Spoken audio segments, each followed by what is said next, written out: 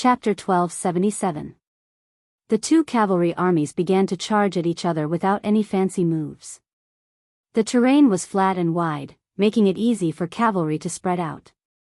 Since it was an excellent place for cavalry battles, it also meant that it was easy for people to die here, and the speed at which they died would be very fast. The Chang cavalry were the lightest of the lightest cavalry. On one hand, they were so poor that they could not be heavy at all. On the other hand, their arms were long like apes, and their strength was outstanding. This made almost every one of them a master archer on horseback. The young Chang Chiliarch Kui, who had a blood feud with the Bailiang Su family, finally stopped purposely suppressing the charging speed of the cavalry. With a wave of his hand, he covered the eyes of his horse with a black cloth, and the speed of his steed suddenly increased. If there were spectators looking from a horizontal line, they would definitely be stunned by the muscles of these warhorses as they ran. The habit of covering the eyes of the horses during a charge had never been popular in the Central Plains, but this was an old custom that had been passed down for hundreds of years on the grasslands. At the beginning, it was to ensure that the warhorses would not be afraid when facing the infantry of the Central Plains, and at the same time, to deliberately startle the warhorses. Before the fierce collision between cavalry armies, the cavalry would whip the warhorses to make them explode with greater strength, using the warhorses' speed to drive the cavalry's charge forward. However, among the elite cavalry armies in the world, perhaps only the Bailiang cavalry disdained to use this kind of insignificant skill.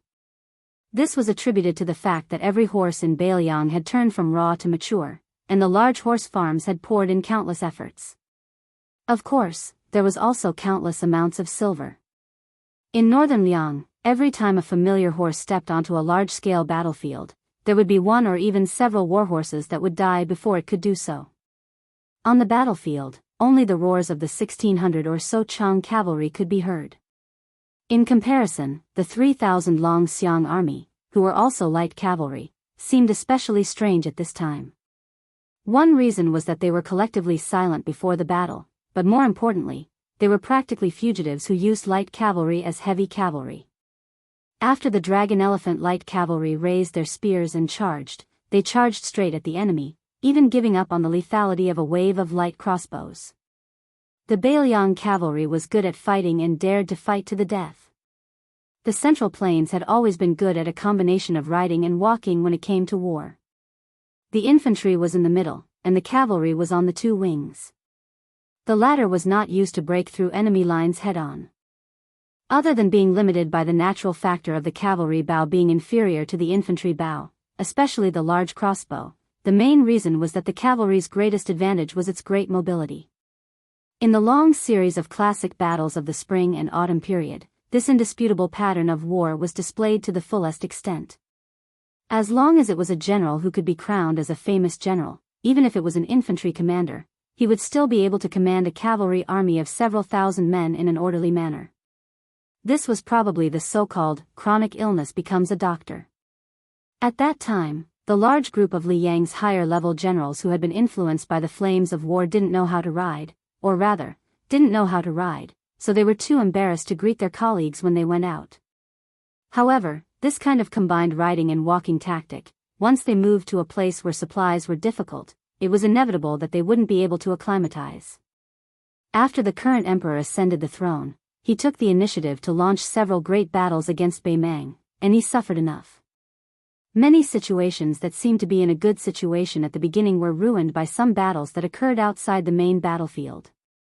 Take Beimang's Tuoba Bodhisattva and Dong Zhuo, two generations of famous Beimang generals, for example. These two became famous by relying on their light cavalry, which could easily be as long as 1,000 li long-distance raids. In one breath, they circled around to the rear of Li Yang's army and directly smashed one or even several main supply lines. The famous generals of the Liang imperial court, especially the cavalry generals, were greatly vexed by this, but for some reason, there was never a genius general who was able to break away from the infantry and meet force with force against Beimang's cavalry. Even so, the signs of the cavalry having to be separated and assume independent responsibility, as well as a series of books on the art of war that were derived from it, still appeared. Lu Xingxiang, who had been recruited by Zhao Yi to go to the distant Guangling riverbank, and Su Gong, who had never had the chance to go on an expedition beyond the Great Wall, each produced a military book. Unfortunately, it was not passed down to the generations, but it was widely praised within the military. Su Shao greatly admired that dragon general Su Gong, who came from the Gumu Su family, and thought that this person should have been able to overshadow Lu Xingxiang, who led the charge in the southeast. However, that group of Liang's higher-ups all knew in their hearts that if at that time Chen Jibao and Chu Lushan were given the opportunity, then in Beimang, this brand new battlefield, these two would undoubtedly become meritorious figures not inferior to the four great generals of the spring and autumn period. However, at that time, even if the new Son of Heaven, out of selfishness, was willing to give Chen Jibao the opportunity to display his skills, that large group of founding elders would not allow the Su family to have a successor.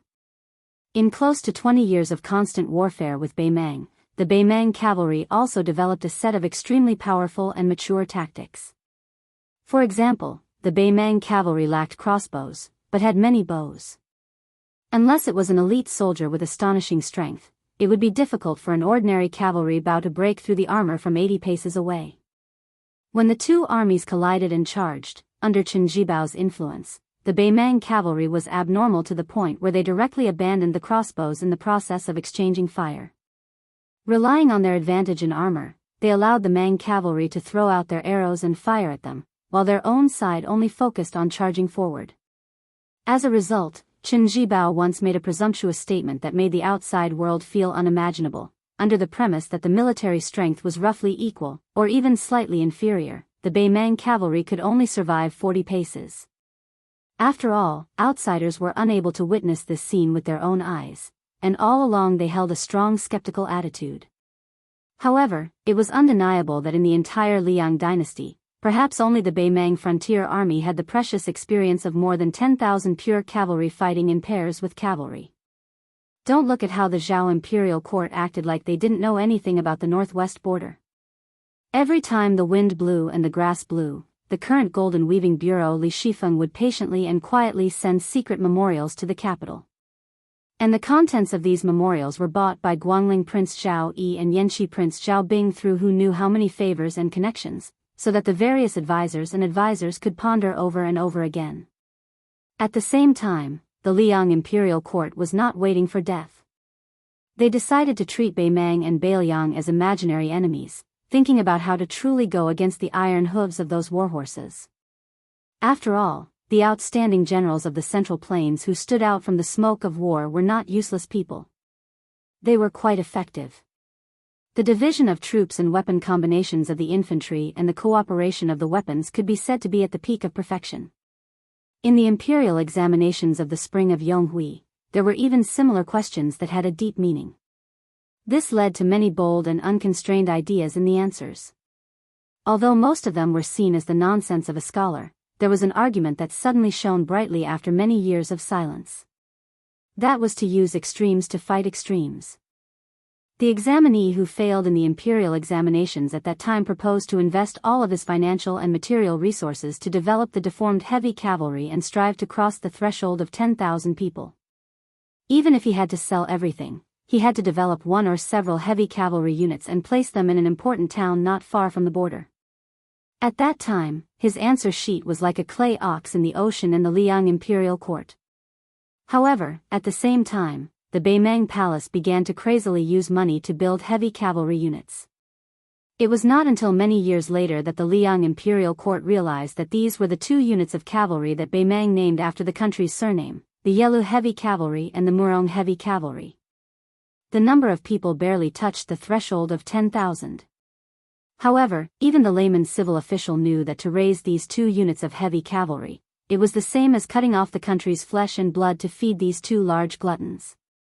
This was because the true cost of the heavy cavalry was not in the establishment of the structure but in the maintenance of the soldiers.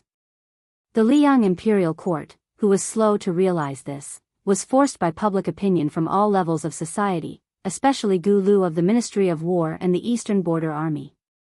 Only then did they bite the bullet and follow behind Beimang to create the Duo Yen cavalry and the Yanmen heavy cavalry. The former had less than 8,000 cavalry and the latter had less than 5,000. As for why the scholar who went to the capital to take the imperial examinations would mysteriously die in a nameless alley, who cared? However, if someone knew of this secret, they would sigh. A little essay of less than 1,000 words written by a nameless Jiangnan scholar had actually affected the life and death of 2 million soldiers in the desert frontier fortress. The enemy was 80 paces away from us. The front line of battle spread out like a line. The surging tide of Chang cavalry skillfully knocked their bows and shot arrows. The violent jolting of the back of the horse during the fast charge, the armor of the enemy cavalry, and the lack of time to switch shots in a hurried battle were all important reasons why cavalry archery was only the icing on the cake. Bei Mang's proper border army's spears were not bad. Not to mention Dong Zhuo's Dong family army, even the generals and personal troops who held the edict had reached the level of the elite border army of Liang. However, this Chang cavalry was much more shabby. It was not that Bei Mang was so stingy that he was not willing to take out tens of thousands of refined spears. However, even if he gave them to the Chang cavalry, who had their own set of tactics, it would only be drawing legs on a snake and not sending charcoal in snowy weather. The training of warhorses was already a headache, much less the training of cavalry in horse battle. The weight of the spear and saber was related to the strength of the cavalry's arms. How many battles and how many lives would be sacrificed before an optimal answer could be found? The precise area of the spear to stab the enemy cavalry, the optimal angle of the saber, the appropriate weight of the armor were all different from person to person and required great knowledge. Therefore, if the Chang cavalry suddenly changed their main weapons to the overly extravagant and unfamiliar spears, and thus slowed down the speed of the Chang cavalry, then once the Chang cavalry reached Liuzhou, they would either be lucky and not run into the Longxiang army, or they would just treat it as a happy trip. If they were unlucky, then Generals Jin Sheng would not even need to think about it. He would just turn and run and try to sell those spears for some money to escape. Those spring and autumn survivors who left their homes and fled north brought along many secret and superb forging techniques to Bei Mang. However, Bei Mang lacked a large amount of iron, causing many of the craftsmen of the southern dynasty to become hard-working housewives who could not cook without rice. Chen Jibao once said, "The northern barbarians who lack spears are just a group of foot soldiers on horseback, that's all." Chapter 1278. It could be said that the war saint of West Chu, Yi Baikue, had pushed the cruelty of large-scale warfare to a peak. Thus, Chen Jibao had divided the war into the shoulders of every junior captain. Not only did he remember the names of every captain under his command, he even knew their personality and leadership style, as well as their combined strength under normal circumstances and their potential in unexpected situations. In ancient times, military experts liked to describe the unpredictability of war as ever-changing. Chen Jibao had long memorized ever-changing in his heart. He is fully deserving of the title of the #1 strategist in the history of the Qin dynasty, far surpassing his predecessors and peers. Any Jiangnan scholar who had read a few military books and admired the elegant demeanor of the white-clothed war saint would be able to say this kind of overflowing praise that sounded common. But in reality, the person who said these words was Chao Qingyi, who was publicly recognized as invincible in chess. Liuzhou did not hear the cries of the horns or the war drums. Just like that, people died in a hurried battle. The 2 rounds of long-range shooting by the Chang cavalry were expected to achieve merit, but the magnitude of the merit surprised the Chang cavalry. When an arrow accurately nailed into the face of a dragon elephant light cavalryman, this cavalryman's head was immediately pulled back by the powerful arrow, and then he fell off his horse and died. The ownerless warhorse continued to charge forward. Many of the Chang cavalry cheered. The arrowhead of a Chang arrow struck the breastplate of a dragon elephant light cavalry soldier, creating a string of sparks, but it did not pierce through. However, this northern Liang border army soldier's luck was truly terrible. His warhorse was struck in the neck by another extremely powerful arrow through the gap in the armor. The horse neighed, tilted slightly, and crashed into the ground. The light cavalryman who had rolled away quickly stood up. His arm that was holding the spear had been broken, but without his spear, he quickly pulled out the cold saber at his waist. He faced the Chang cavalrymen who were only 20 steps away from him and began to run in a straight line. Kui felt a bone-deep sense of powerlessness. It wasn't just because the 2 rounds of arrow rain only brought less than 100 casualties to the Dragon Elephant Light Cavalry, it was also because even though the enemy cavalry could clearly use their spears to deflect the incoming arrows, not a single one of them did such a thing that would damage the impact of the spear. Not a single one. The 2 armies suddenly charged out, and it was hard to tell whether the enemy was dead or alive. The young Kiliarka's recklessness had brought disaster to the 1600 cavalry that he and his clan had painstakingly gathered over the past 20 years. Even if the Chang cavalry saw that the situation was not good, the front line facing them started to move to the left, hoping to use the speed of the Chang cavalry to reduce the losses on the battlefield. The vanguard of the Chang cavalry moved slightly to the left. However, the Dragon Elephant Light Cavalry reacted in an instant, charging to the right as a whole. The thunderous hooves of the horses did not decrease in the slightest. The rapid changes on the battlefront were actually not much when it was divided between 2 enemy cavalry positions. The Longxiang army and the Chang cavalry were embedded in each other's formation.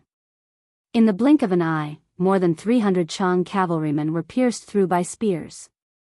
These Chang warriors were all dead before they could even get off the back of their horses. Among them, dozens of Chang cavalry corpses were lifted into the air by the Dragon Elephant Iron Spear. The line that symbolized life and death was filled with the blood of the Chang cavalry. There were some lucky Chang warriors who managed to dodge the spears of the first row of Dragon Elephant Light Cavalry, but the spears behind them quickly pierced a hole in their bodies. Some of the luckier ones who managed to survive were instantly killed by the third row of Dragon Elephant Light Cavalry, even if they managed to survive the second row of Dragon Elephant Light Cavalry. One of the Chang cavalrymen had just had his shoulder pierced by the second Dragon Elephant Light Cavalry. He swayed, and before he had time to rejoice, a third iron spear pierced through his neck. His corpse fell backwards, sliding a short distance on the horse's back before finally falling dead on the sand. The deputy general of the Longxiang army, Wang Lingbao, directly shot out 3 candied haws. This charge. The Dragon Elephant Light Cavalry easily pierced through the window like a heavy hammer. Scarface and Wang Lingbao lightly shook their wrists, sending the 3 Chang cavalrymen off the iron spear. They did not turn around to observe the battlefield, not even looking at the corpses on the ground. They continued to charge forward. They were not far from the second Chang cavalry. Behind Wang Lingbao, the ground was covered in Chang cavalry corpses and blood. Many of the Chang cavalry horses that had fallen off their horses slowly came to a stop after running for a short distance. The 300 injured Longxiang army cavalrymen raised their blades and stabbed the surviving Chang cavalrymen. Some of the Chang cavalrymen spoke in a language that the Dragon Elephant Light Cavalry did not understand. They were probably begging for mercy, but none of them showed any mercy. Ever since the general led the 100 cavalrymen out of Liaodong, the Su family cavalry did not have the habit of taking captives in.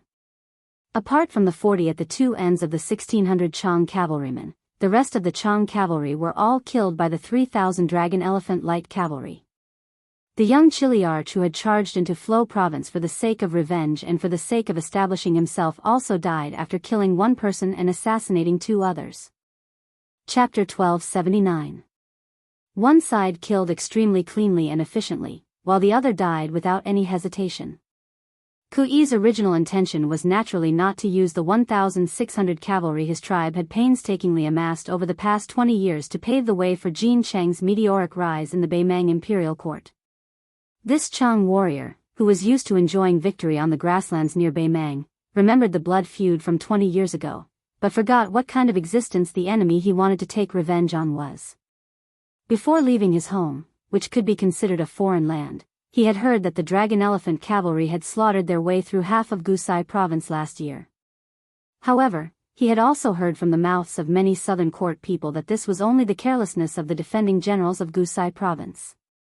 He had also heard that as long as Dong Zhuo or any of the other great generals moved out, not a single one of the Longxiang army that had penetrated deep into the heartland would be able to return. The Beimang border army would toss the severed heads one after another along the border between the 2 countries. Kui had come for revenge, but unfortunately, his youngest son, who was still waiting for his father to return home, could only wait another 20 years before he could continue his revenge. For the Chang people, their nearly 100 years of exile was like walking from one foreign land to another. He lay in a pool of blood, the sunlight above his head blinding. Then, he saw a shadow appear above his head. It was a dragon elephant light cavalry rider whose shoulders were one up and one down due to his injuries. Kui struggled on his deathbed, trying to raise the blade tied to his arm. That officer seemed to have noticed Kui's futile resistance. He frowned, and then chopped off this Chang youth's head. After thinking for a bit, he also chopped off the corpse's right hand. Then, like many of the dragon elephant light cavalry who could still fight, the officer cleaned up the battlefield, found a suitable warhorse, mounted it, and began to charge again. In many of the rich places in the Chinese plains, no matter who killed who, most of them were filled with scheming plots and schemes. Even when gangs fought each other to the death, there might also be the competition of the government's backers and the secret instigation of schemers. In the end, killing people was not fun, and dying was not fun. However, at the border of Liangmang, it would be very easy for people to die. Moreover, it would be as fast as the speed of arrows and iron hooves. After killing the 1,600 suicidal Chang cavalrymen, under the leadership of Wang Lingbao and the two captains, the Dragon Elephant Light Cavalry's warhorses slowed down and sped up in a rhythmic manner. In this way, the warhorses could fully unleash the second wave of momentum to ensure an effective pursuit. This was the invisible difference between a famous general on the battlefield and a mediocre general. War, especially a local battle, naturally required 10,000 men to fight against 1,000 men. However, it also required generals like Wang Lingbao who were familiar with the rules of the battlefield. Without the former, the battle would be more difficult, but without the latter, there would only be defeat. About half a li away, General Jin Cheng was completely dumbfounded. However, this middle-aged Chang cavalryman, who was more experienced than Kui, did not hesitate at all. Without saying a word, he led the Chang cavalry in an arc and retreated. The reason why they did not stop and flee was because the Dragon Elephant Light Cavalry, whose fighting strength was negligible, did not allow them to waste even a little bit of their fighting strength. Wang Lingbao calculated the distance between the two sides and the warhorse's speed. He squeezed his horse's belly and wanted to go to Su Longxiang's side to tell him his thoughts. However, this young commander of the Longxiang army had already raised his arm and made a simple hand gesture that everyone in the Beiliang frontier army knew. Quickly stop him.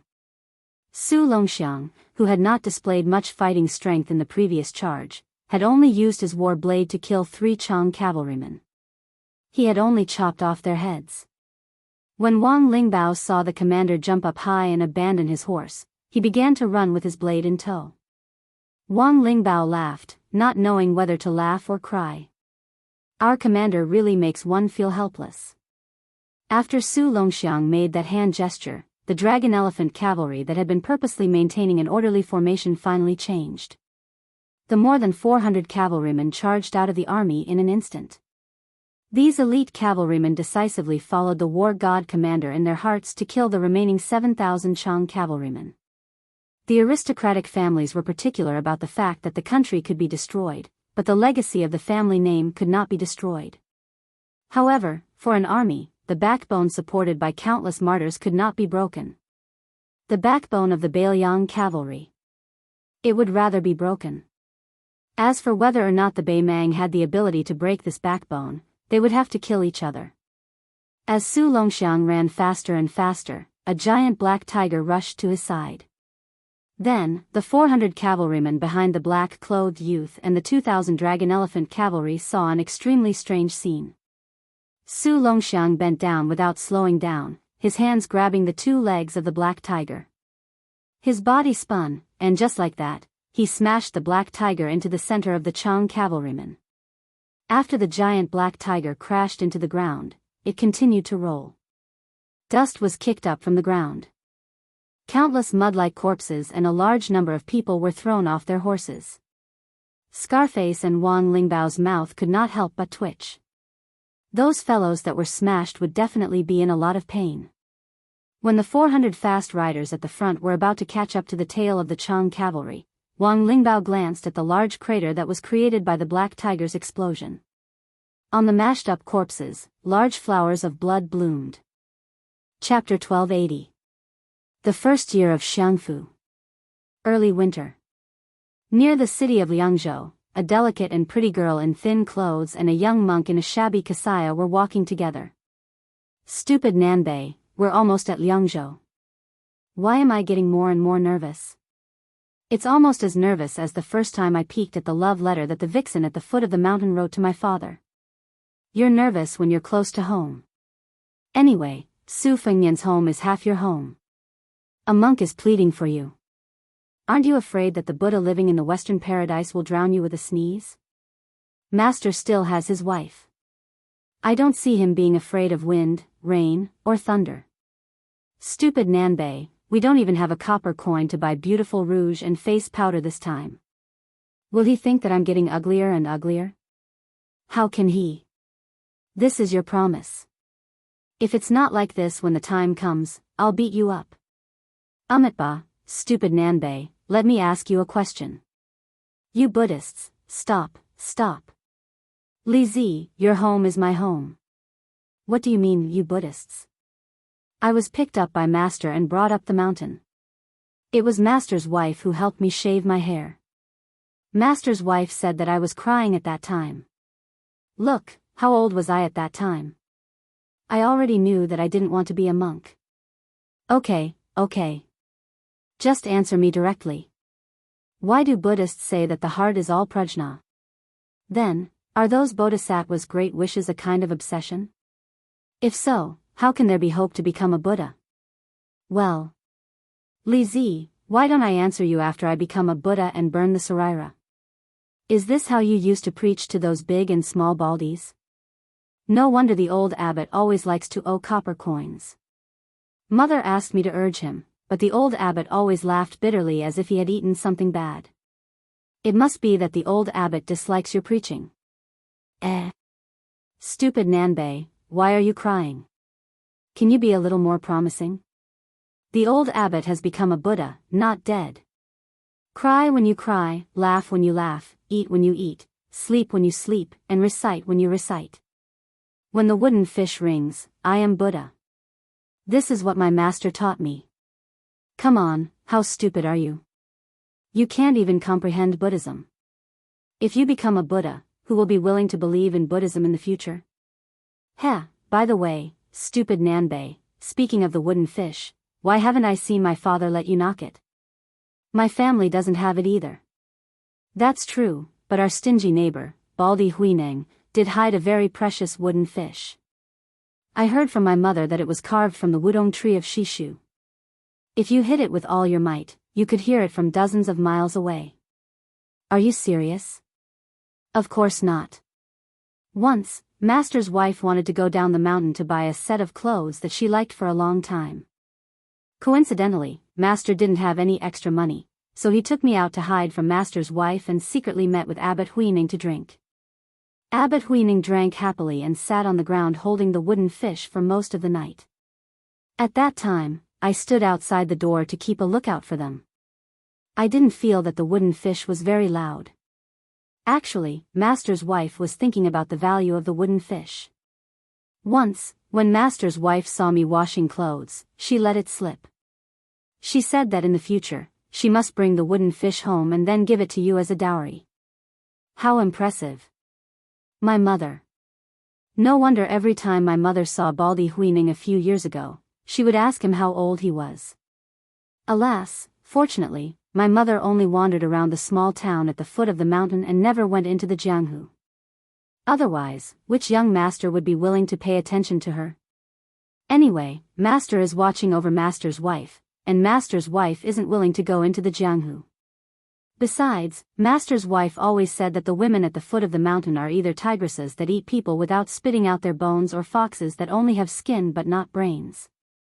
Especially that great peace city, the streets are full of shameless and indecent women. It has always been Master's forbidden area. How can Master's wife be at ease with Master? Otherwise, Master's wife wouldn't have followed Master to the capital this time, right?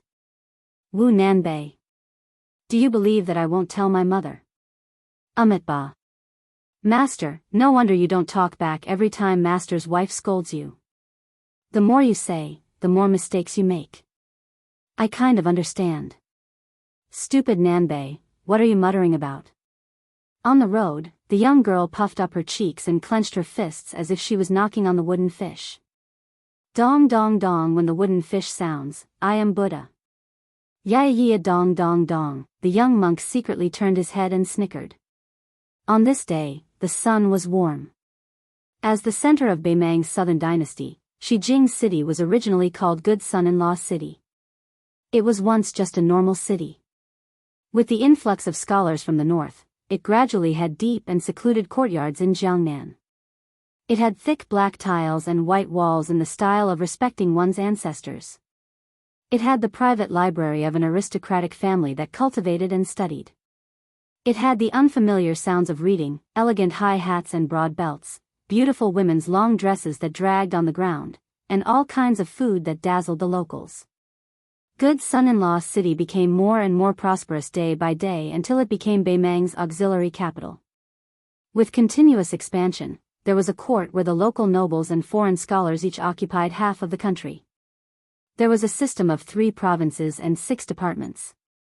There were many talents, and it was beautiful. With the passage of more than 20 years, this city seemed to have grown from a thin little girl into a plump beautiful woman. Then, on this imperial road that was slightly more deserted than usual, a group of people walked slowly. The leader was an old woman.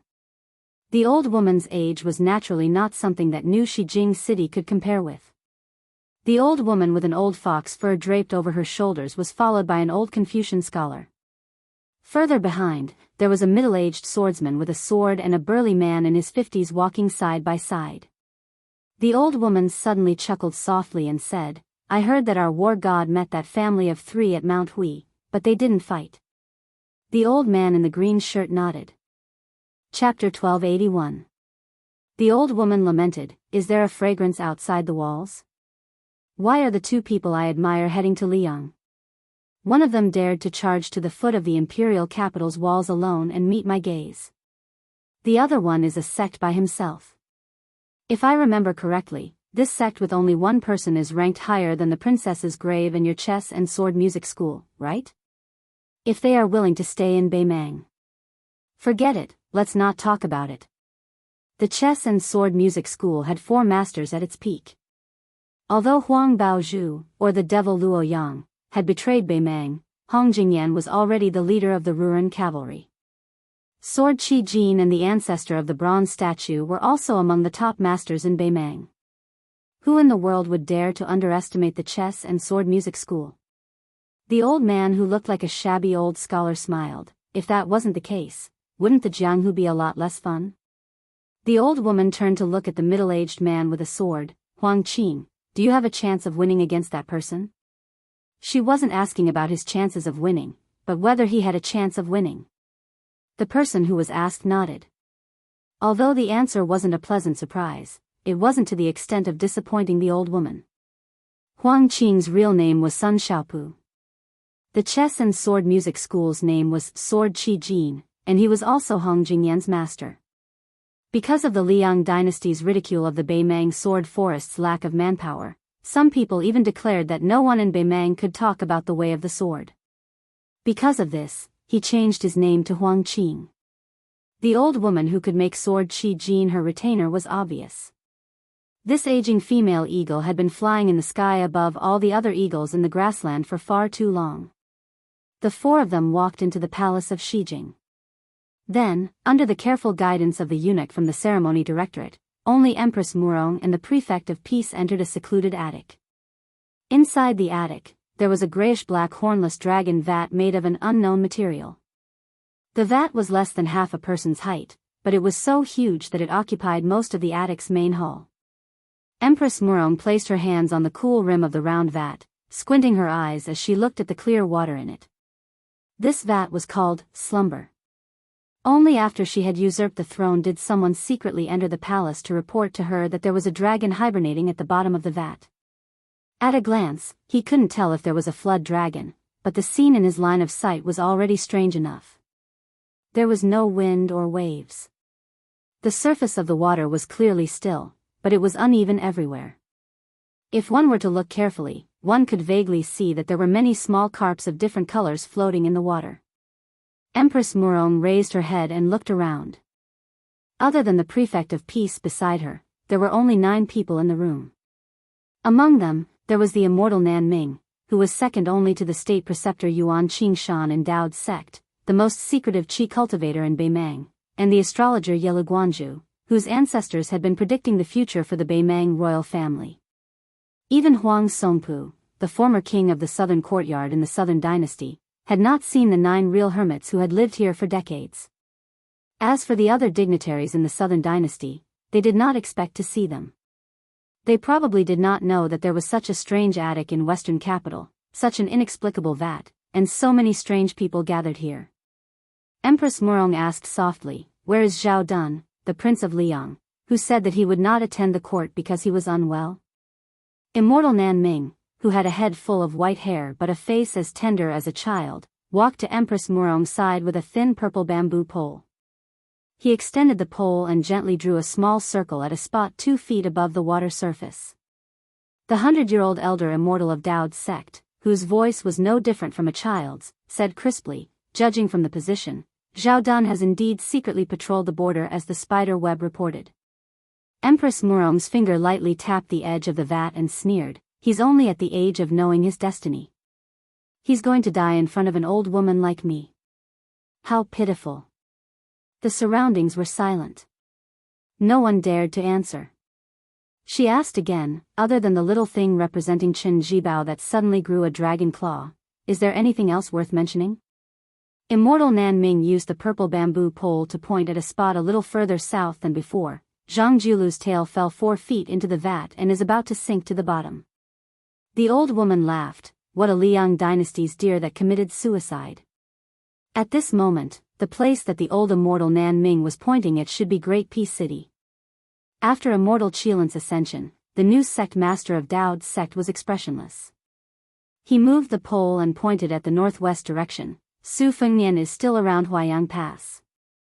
Suddenly, a small black carp less than 2 inches long jumped out of the water. Then, it didn't fall back to its original position. Instead, it shifted slightly to the west. Empress Murong frowned, "This is?" Immortal Nan Ming still used his childish voice to say unhurriedly, "It's Su Longxiang." Some martial artists who haven't entered the celestial phenomenon realm but are blessed with providence will be indistinct even if they occupy a spot in the vat, unless their qi leaks too much. It's even more so for those qi cultivators who are good at restraining their qi. But once they leak the secrets of heaven, it's hard for them to escape the net of justice. As for those who are close to earth immortals, their natal fish will even disturb the water in the vat. For example, Wudang sect master Li Yufu. Previously, this person caused the secrets of heaven to tremble, causing the vat's water to overflow. Anything else? Yes. Huang Longsher, Tantai Pingjing, and Xia Feiyu. The 3 people who originally had the most vague clues have shown signs one after another. Then Qiao Chongqing. Since he became the scholarly sage, he naturally jumped out of the vat. Empress Murong thought for a moment and said to herself, "Could it be that Lu Gui's main force has already encountered the Longxiang army?" Immortal Nan Ming hesitated and shook his head, "No. Su Longxiang should have gone to the west of Azure City and encountered the Chang cavalry." The old woman's face was gloomy, but it soon relaxed. "Anyway, you have 2 sons." The imperial decree of peace guessed what Empress Murong was thinking and said calmly, "Since there's a flaw, we can let Huang Qing and Copper Man assassinate Su Longxiang. Such an opportunity will be hard to come by in the future." The old woman pressed her thumb on the edge of the vat and asked, "Can they make it in time?" The old scholar who was the imperial tutor of Beimang smiled and said, "Let them rush there as fast as possible. After that, it'll depend on their luck." The old woman smiled and said, "Then let's give it a try." The imperial decree of peace turned around and walked out of the room without hesitation to instruct Huang Qing. The old woman asked and answered her own question, "If it succeeds, will there still be a war in Liuzhou after so many rounds of scheming?" "No." Chapter 1282. The Hall of Merit had the diligent room, which was different from the Imperial College. It was for the children of the Zhao family to study. Because the legitimate princes, other than the crown prince of the Eastern Palace, had to be conferred the title of Prince of the Eastern Palace, the diligent room was where the children of the prince of the capital studied. A small number of descendants of officials who were conferred the title of Marquis were also allowed to enter this place, which was known as the Little Imperial Study. The diligent room had the two positions of junior tutor and junior tutor leading the study of politics. In addition, there were more than 20 teachers with high status who taught the Confucian classics and were personally appointed by the emperor to be the personal teacher of a certain prince or descendant. All of them were great writers of the dynasty. Occasionally, there would be a knowledgeable and highly respected dahuang who would enter to give a lecture. That group of dragon sons and grandsons, as well as the children of nobles and nobles, entered the diligent room at the age of rushing into the age. Every day they would study for 10 hours, day after day, year after year, all the way until they were married and conferred nobility. Regardless of whether it was winter or summer, they studied without stopping. This tradition had been unshakable for the past 20 years, from the previous emperor to the current emperor. Moreover, the rules of the diligent room were complex and extremely strict. The students who entered the room did not hold a fan in summer or add charcoal in winter. Regardless of their status, they had to bow to the teachers they met on the way. If they made a minor mistake, they would be punished with a bamboo punishment. If the current emperor wrote a couplet, "Stand with sincerity, learn the truth," and hung it on both sides. Other than the obscure Prince Zhao Kai, all of the children, including the crown prince Zhao Zhuan and the eldest prince Zhao Wu, had spent a long time in the diligent room. If the position of junior tutor and junior tutor was said to be extraordinary and was expected to be conferred the title of Marquis, then the teachers of the diligent room were worthy of being called the emperor's teacher. As for the two positions of junior tutor and junior tutor, they had always been empty. The two masters of the Song family had dominated the literary world for 30 years, but they still could not obtain this position. The previous junior tutor, Ma Rong, was the teacher of the previous emperor and the current emperor. He was not well known outside of the capital, but 4 years ago, when Ma Rong died of illness, the emperor and the empress personally went to the mourning hall of the Ma family to wear mourning clothes and keep vigil for a night. After Ma Rong's death, the positions of junior tutor and junior protector were empty. The nobles of Tai and city all thought that Qi Yanglong, who had just entered the capital, would temporarily assume the position of junior protector as a transitional position between the past and the future, and then become the official leader of the Liang dynasty in one fell swoop. However, a young man, who didn't even have the qualifications to assume the position of junior protector, abruptly barged into everyone's eyes and took the position of junior protector.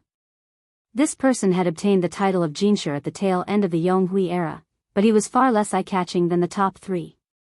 He had entered the Hanlin Academy and served as the Yellow Gatekeeper, but he was also lukewarm. It wasn't until he became the daily librarian of the Imperial Study in the Forbidden City that he received a few more glances from the important figures in the capital. However, that was all.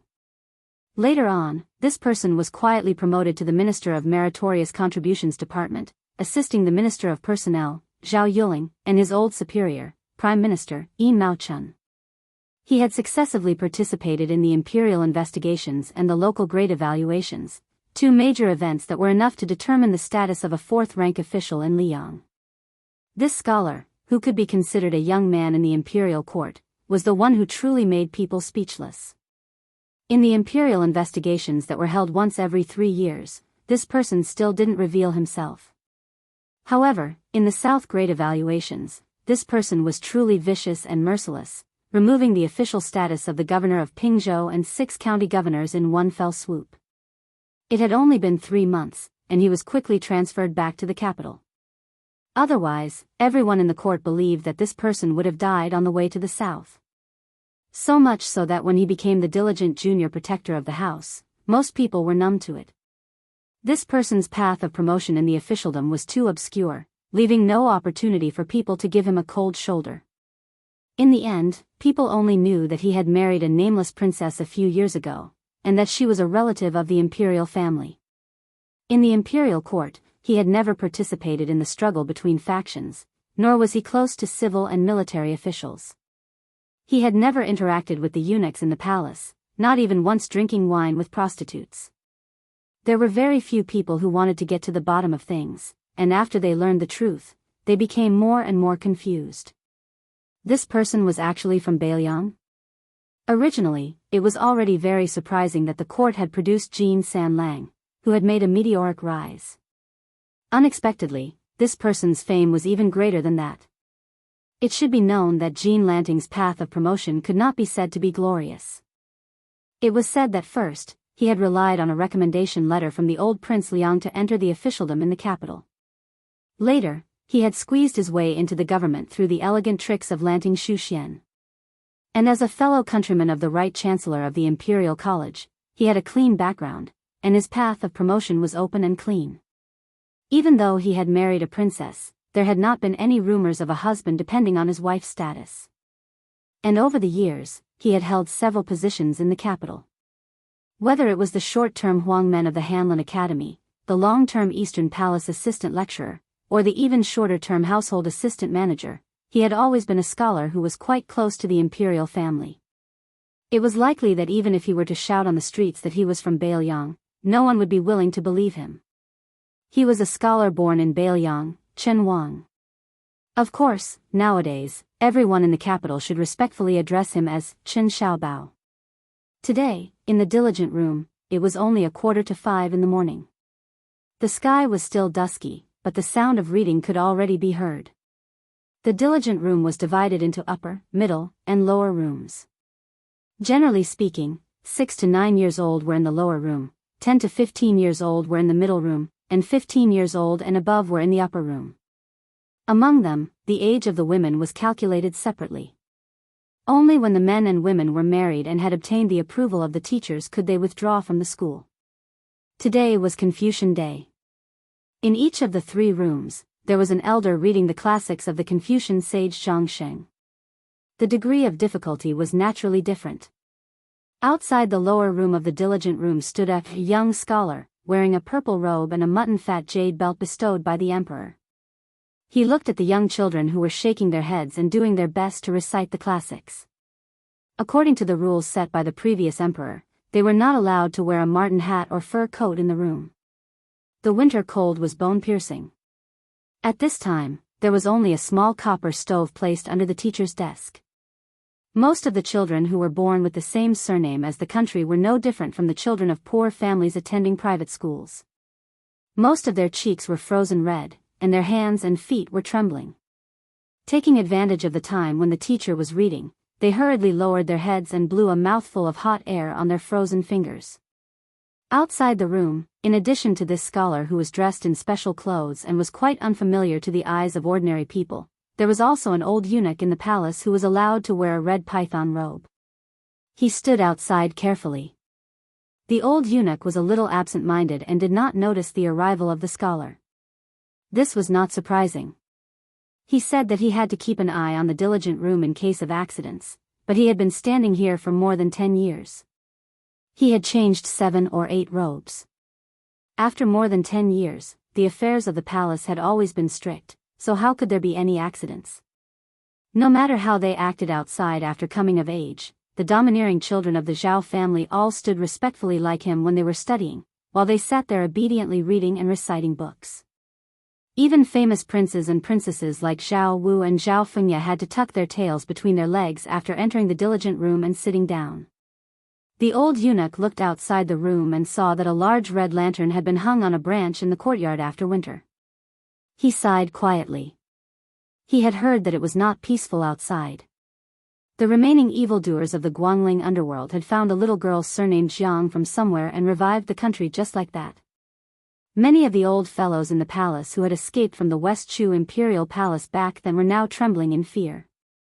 When they were free, they did not even dare to drink a few mouthfuls of wine, saying that they were afraid that others would misunderstand them and think that they were drowning their sorrows in wine. It seemed that the barbarians in the West were also not peaceful. If the big barbarian Beimang wanted to make trouble, the small barbarian Bailiang also wanted to make trouble. He could be considered to have seen some storms in his life, but he just could not understand why these fellows did not want to live a peaceful life. Why did they have to make trouble blindly? Even that grand secretary was obsessed.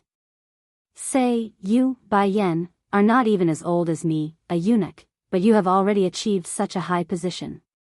Why are you still not satisfied? Isn't this clearly seeking your own death? For no reason, the old eunuch thought of the flowers and plants in the courtyard and could not help but sigh. He thought to himself, Grand Secretary, human lives were not like those plants. If they were gone this winter, they would be there again next spring. At this time, a small and tiptoeing figure appeared outside the courtyard. He bent over and trotted in. As a result, when he saw the old eunuch who looked like a door god, he immediately looked as if his parents had died. The old eunuch only dared to laugh in his heart. This little fellow was the grandson of Commandery Prince Feng.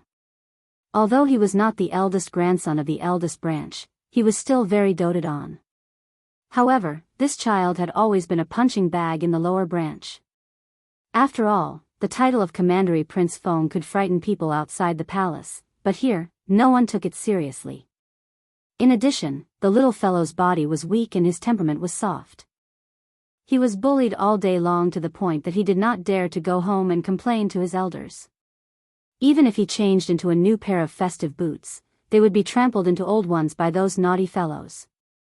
He looked at the child's sickly pale face and his pitiful appearance as he desperately covered his mouth to prevent himself from coughing. Although the old eunuch felt sorry for him, he, a eunuch, did not dare to violate the rules set by the previous emperor. If he was late once, he would be punished with bamboo. If he was late twice, he would be demoted. If he was late 3 times, he would be demoted again. Until he had no more rank to demote, he would be directly expelled from the diligent room. About 10 years ago, in the hands of the emperor, there was a lawless old prince who was the only legitimate grandson. He was directly demoted to a commoner. The old eunuch stopped the sweaty grandson of Commandery Prince Feng. With a cold face, he said, "If I remember correctly, this is the second time you have been late. You go in first. I will record it and send it to the imperial clan court." The child coughed and said intermittently, "Grandfather Lu, I really did not mean to be late. I have a cold." The old eunuch waved his hand. He was not willing to listen to the child's explanation. The royal family was not a big or small matter. This was the principle that the elders in the palace had taught the younger generation with countless bloody facts. He was only a servant. Why should he seek trouble for himself? Chapter 1283. It was at this moment that the old eunuch realized that there was a dazzling purple color beside him. He was shocked and even more shocked. After he came back to his senses and was about to bow, that person smiled and shook his head. The old eunuch, who was already the head eunuch of the palace, could only bow. The scholar in purple robes and jade belt walked to the old eunuch's side and grabbed the child's cold hand. He used a bit of force to pry open the child's fingers, only to discover that the child had coughed up blood. The scholar looked at the teary-eyed child and smiled gently. He rubbed the child's head and didn't say anything. He took the child's other hand and crossed the threshold of the lower room. The lecturer in the room was a famous literary figure from the Hanlin Academy. He glanced at the scholar's robes and then at the late child with a displeased expression. However, no matter how far this literary figure had distanced himself from the quarrels of officialdom, he was still somewhat afraid of the deep meaning of the purple robes. He stopped his recitation and reached out to grab a bamboo whip from the desk. With a straight face, he said to the child, "Zhao Li, stretch out your hand." The child was about to step forward to accept his punishment when the scholar, who was no older than 30, said in a warm voice, "Lecturer Han, Zhao Li isn't being naughty. He just caught a cold and coughed up blood at such a young age. Yet, he still insisted on entering the room to study. In the end, this is pardonable. The demotion from the imperial clan court is unavoidable, but can this bamboo punishment be waived?" The old scholar snorted coldly. "Waive the bamboo punishment? What kind of scandal is this?" The scholar still smiled faintly and said, "The law is nothing more than human feelings." The old keeper cast a sidelong glance at this latecomer far above the rest junior and sneered, "Law, sentiment, and reason. Even Grand Chancellor Qi doesn't dare to say which of the 3 is more important. I wonder where did Lord Junior Guardian learn from?" Chen Wang, who was destined to become the first Lord Junior Guardian of the auspicious Talisman era, said calmly, "This junior is self-taught and has no teacher." However, Chen Wang secretly believes that as long as there is a reason in the world, there is no distinction between big and small. The Confucian sage Zhang said it, the emperor said it, and even the common people said it. Official Han sneered, "Then I'll have to ask one more question. This is a reason that anyone can say, but who can prove it?" Chen Wang laughed softly and said, "It's nothing more than the 4 words of the conscience of heaven and earth. The heaven is fair, the earth is sorrowful, and the two do not interfere with each other. Man is not a plant, how can he not be heartless? Man is not a beast, how can he not have compassion?" Official Han's face was ashen as he tightly gripped the bamboo whip that he had used to beat countless descendants of the dragon clan.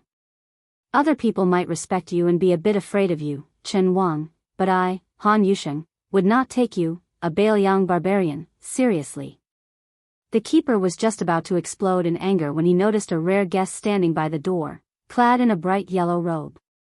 He quickly put down his bamboo whip and rose to bow. The other children also rose to their feet and saluted. "Greetings, Your Highness the Crown Prince." Zhao Zhuan laughed heartily and said, "I've disturbed Scholar Han's teachings. Forgive me, forgive me. There is one thing I must explain to Scholar Han. Zhao Li's nephew was on his way to the diligent room when I stopped him and inquired about his well-being for a long time, causing him to be delayed. I will personally inform the Imperial Clan Court. As for the bamboo punishment, if Scholar Han is afraid of breaking the rules, I will take the punishment for Zhao Li. Furthermore, this child is suffering from a severe cold. I have to ask Han Yusheng for a leave of absence. Studying is important, but the body is even more important. We study, we study. It doesn't matter if we die from studying. Studying is a good thing, the more the better. But if we die from studying, then it won't be pretty." Han Yusheng hurriedly smiled and said, "Your Highness is too serious, too serious." With the Crown Prince pleading for leniency, Han Yusheng didn't dare to argue. He didn't feel that he was insulting the educated. He only felt that if Sage Zhang were alive, he would do the same. Well, didn't Qin Xiaobao say before that the law is nothing more than human feelings? Zhao Zhuan rubbed Zhao Li's little head and said with a smile, "Don't forget to ask your aunt for more sweets in the future." Then he let the old eunuch lead Zhao Li to find an imperial physician. He walked with Chen Wang on a dark path. After a moment of silence, he joked, "Chen Wang, it seems like you're not happy being the junior guardian." Chen Wang laughed and dismissed it. Zhao Zhuan stopped and looked at this guy. He asked seriously, "It's said that a place's environment nurtures a place's people. You and our unyielding Jin San Lang are both people of Beilyang. Why are you so different?" Chen Wang hesitated and shook his head. He said self-deprecatingly, "A place's environment also has its own differences. It seems that when I, Chen Wang, was practicing writing with firewood in the snow, the right chancellor was already thinking about how to develop high-quality rice paper." Zhao Zhuan said helplessly, "With your personality, who would dare to let you be a local official?" This "who" obviously wasn't referring to him in general. It was referring to him, the crown prince who was supposed to be the regent of the country. Chen Wang smiled. "If I were to be sent out, I'd at most be a county magistrate. If my official hat was bigger, it wouldn't be stable." Zhao Zhuan patted his shoulder. "Do you think I'm stupid to be willing to use a sledgehammer to crack a nut?" Chen Wang didn't reply. Zhao Zhuan suddenly asked, "How do you evaluate the Grand Secretary and Chancellor Qi?" Chen Wang didn't hold back and said straightforwardly, "Zhang Julu's personality is strict and fearsome, like the scorching summer. Qi Yanglong's personality is gentle and cute, like the warm winter day. No matter if it's their ability to govern the country or their personal integrity, they are close to saints. It's my honor to be able to be an official with them." Chapter 1284. Zhao Zhuan sighed, "It's a pity that a mountain cannot accommodate 2 tigers." Zhao Zhuan quickly smiled, "The Minister of Revenue, Wang Xiongui, may go to Guangling as the administrator. Do you have any thoughts about this empty position? Yin Mao Chun will definitely look down on this small temple, so you don't have to worry about competing with him. The Minister of Appointments, Zhao Yuling, the Minister of Rights, Bai Gua, and the Minister of Revenue, Wang Xiongui. Along with the Prime Minister, Yin Mao Chun, they were all once the favorite students of Grand Secretary Zhang Julu and Tantanon.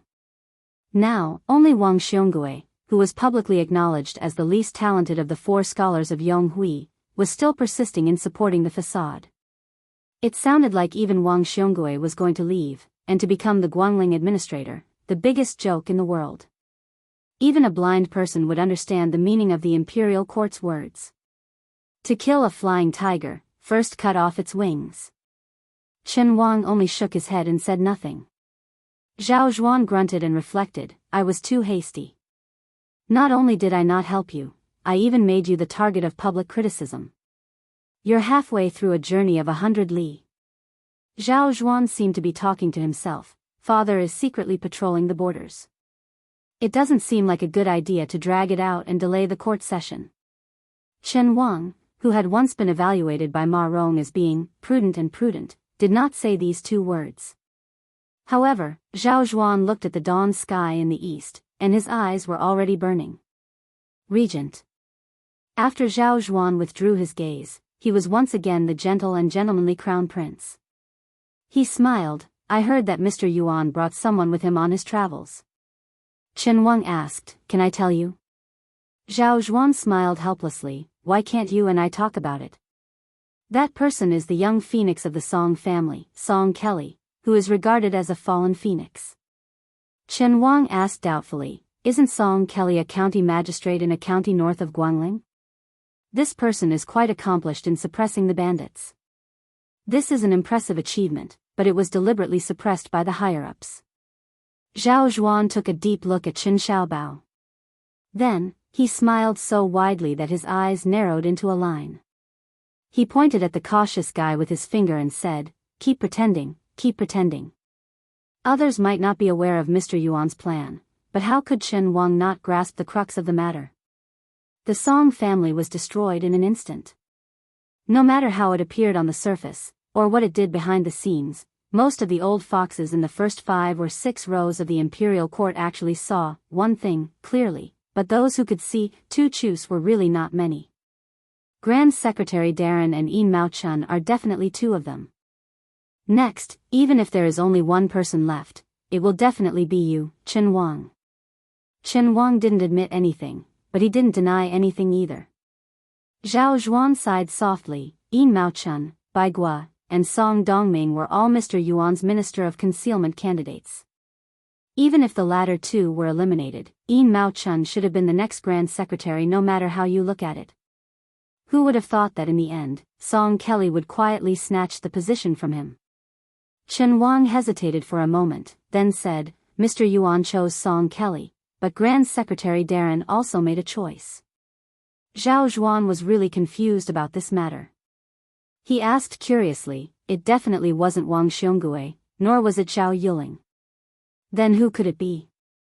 Chen Wang said calmly, the Minister of Rights, Bai Gua. Zhao Zhuan instinctively laughed. He clearly didn't believe this absurd statement. Bai Gua? Impossible, impossible. Even though Bai Gua has an excellent reputation throughout the court, and everyone in the capital's officialdom is close to him. I also admire this wanton and extremely talented Minister of Rights. But if you say that after more than a decade of careful selection, Zhang Julu finally chose Bai Gua, who had given up once, to be the next master of Gu Hut, I wouldn't believe it even if you beat me to death. Chen Wang said calmly, I can't really beat you to death, Your Highness. Zhao Zhuan froze for a moment, then burst into laughter.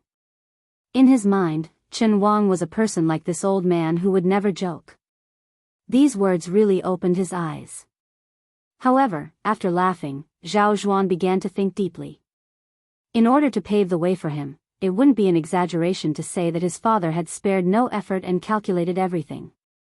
Among them, the one that gave his father the most headache and pain was undoubtedly the Minister of Rights, Green Eyes. After Zhao Zhuan acknowledged Grand Secretary Darren's contributions, he had absolutely no good impression of Zhang Julu. Before His Highness the Crown Prince, the 4th Prince Zhao Zhuan was extremely fearful of this Grand Secretary, who had no selfish desires even though he had the power to overturn the court.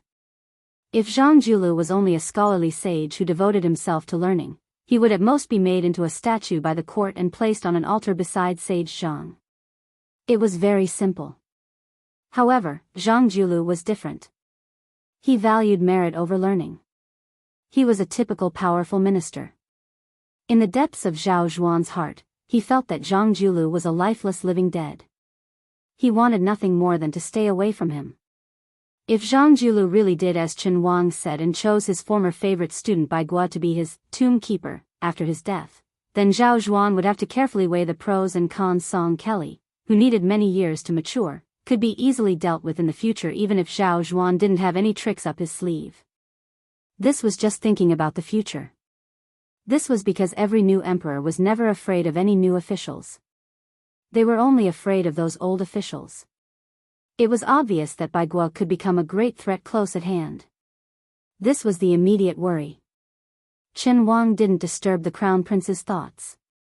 After waiting for a while, seeing that he still hadn't come back to his senses, he quietly turned around and left. After a long time, Zhao Zhuan opened his arms and stretched. He turned his head and didn't see Chen Wang.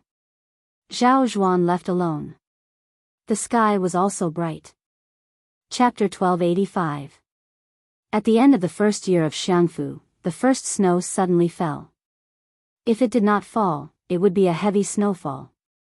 However, compared to previous years, it was said that this year, there were 70 to 80% fewer visitors in and out of Great Peace City. It would probably cause the scattered stalls to make less money. There were countless Zhang mansions in the capital, but there was one mansion that was undoubtedly unique. Whether it was a local official who went to the capital or a scholar who went abroad to study, as long as they casually asked the people in the capital where Zhang mansion was, the latter would definitely not bother to ask which Lord Zhang it was and would directly give the answer. Even if it was snowing heavily, and the snow on the imperial path was so thick that it could not be swept clean, the court session still continued. Also, it was a sensitive time for the crown prince to be regent. Which official would have the guts to be late? But today, there was one person missing in the imperial court. Without him, everyone was shocked and absent-minded. Even the crown prince, who was in charge of supervising the country, appeared to be in a trance. This person who was absent from court for the first time did not ask for leave. It was as though he was telling the crown prince and all the civil and military officials a simple truth: if I am not coming, I am not coming. His Highness the crown prince ignored this. He did not have the chief eunuch go and ask about his well-being, nor did he fly into a rage. The Minister of Rights, Biyao, who could make a big fuss over a small matter, was the same. He acted as though nothing had happened. Some people wanted to use this as a pretext to make a fuss, but after hesitating for a while, they did not dare. After all, even Third Jean had sewn his mouth shut today. This official who made the entire court session seem like it was not a court session was the Grand Secretary Zhang Julu. He and the emperor who was patrolling the borders were the most diligent people in the court. However, one was the first among the monarchs, and the other was the first among the officials. Zhang Julu was not feeling well today. After putting on the purple robes of the standard first rank, he suddenly did not want to attend morning court. Therefore, he did not go. This old man, whose sideburns were turning white, had been sitting under the eaves since early in the morning. He did not change into more comfortable and warm clothes. The old housekeeper of the mansion had brought in a simple stove made of bamboo strips, and had added charcoal to the stove many times. In Zhang Julu's life, other than a few times when his good friend Tantanon forced him to drink a few cups or two, he almost never drank. He insisted that drinking would make things worse. However, with nothing to do today and nothing to do in the future, the old man still did not have the slightest intention of drinking. When it was close to noon, he carelessly ate some of the rough homemade pastries and continued to flip through the nameless poetry collection in his hands. Zhang Julu's ability to govern was outstanding in the world. Most likely, even those powerful political opponents who still had the strength to fight when he first started his career would not deny it against their will.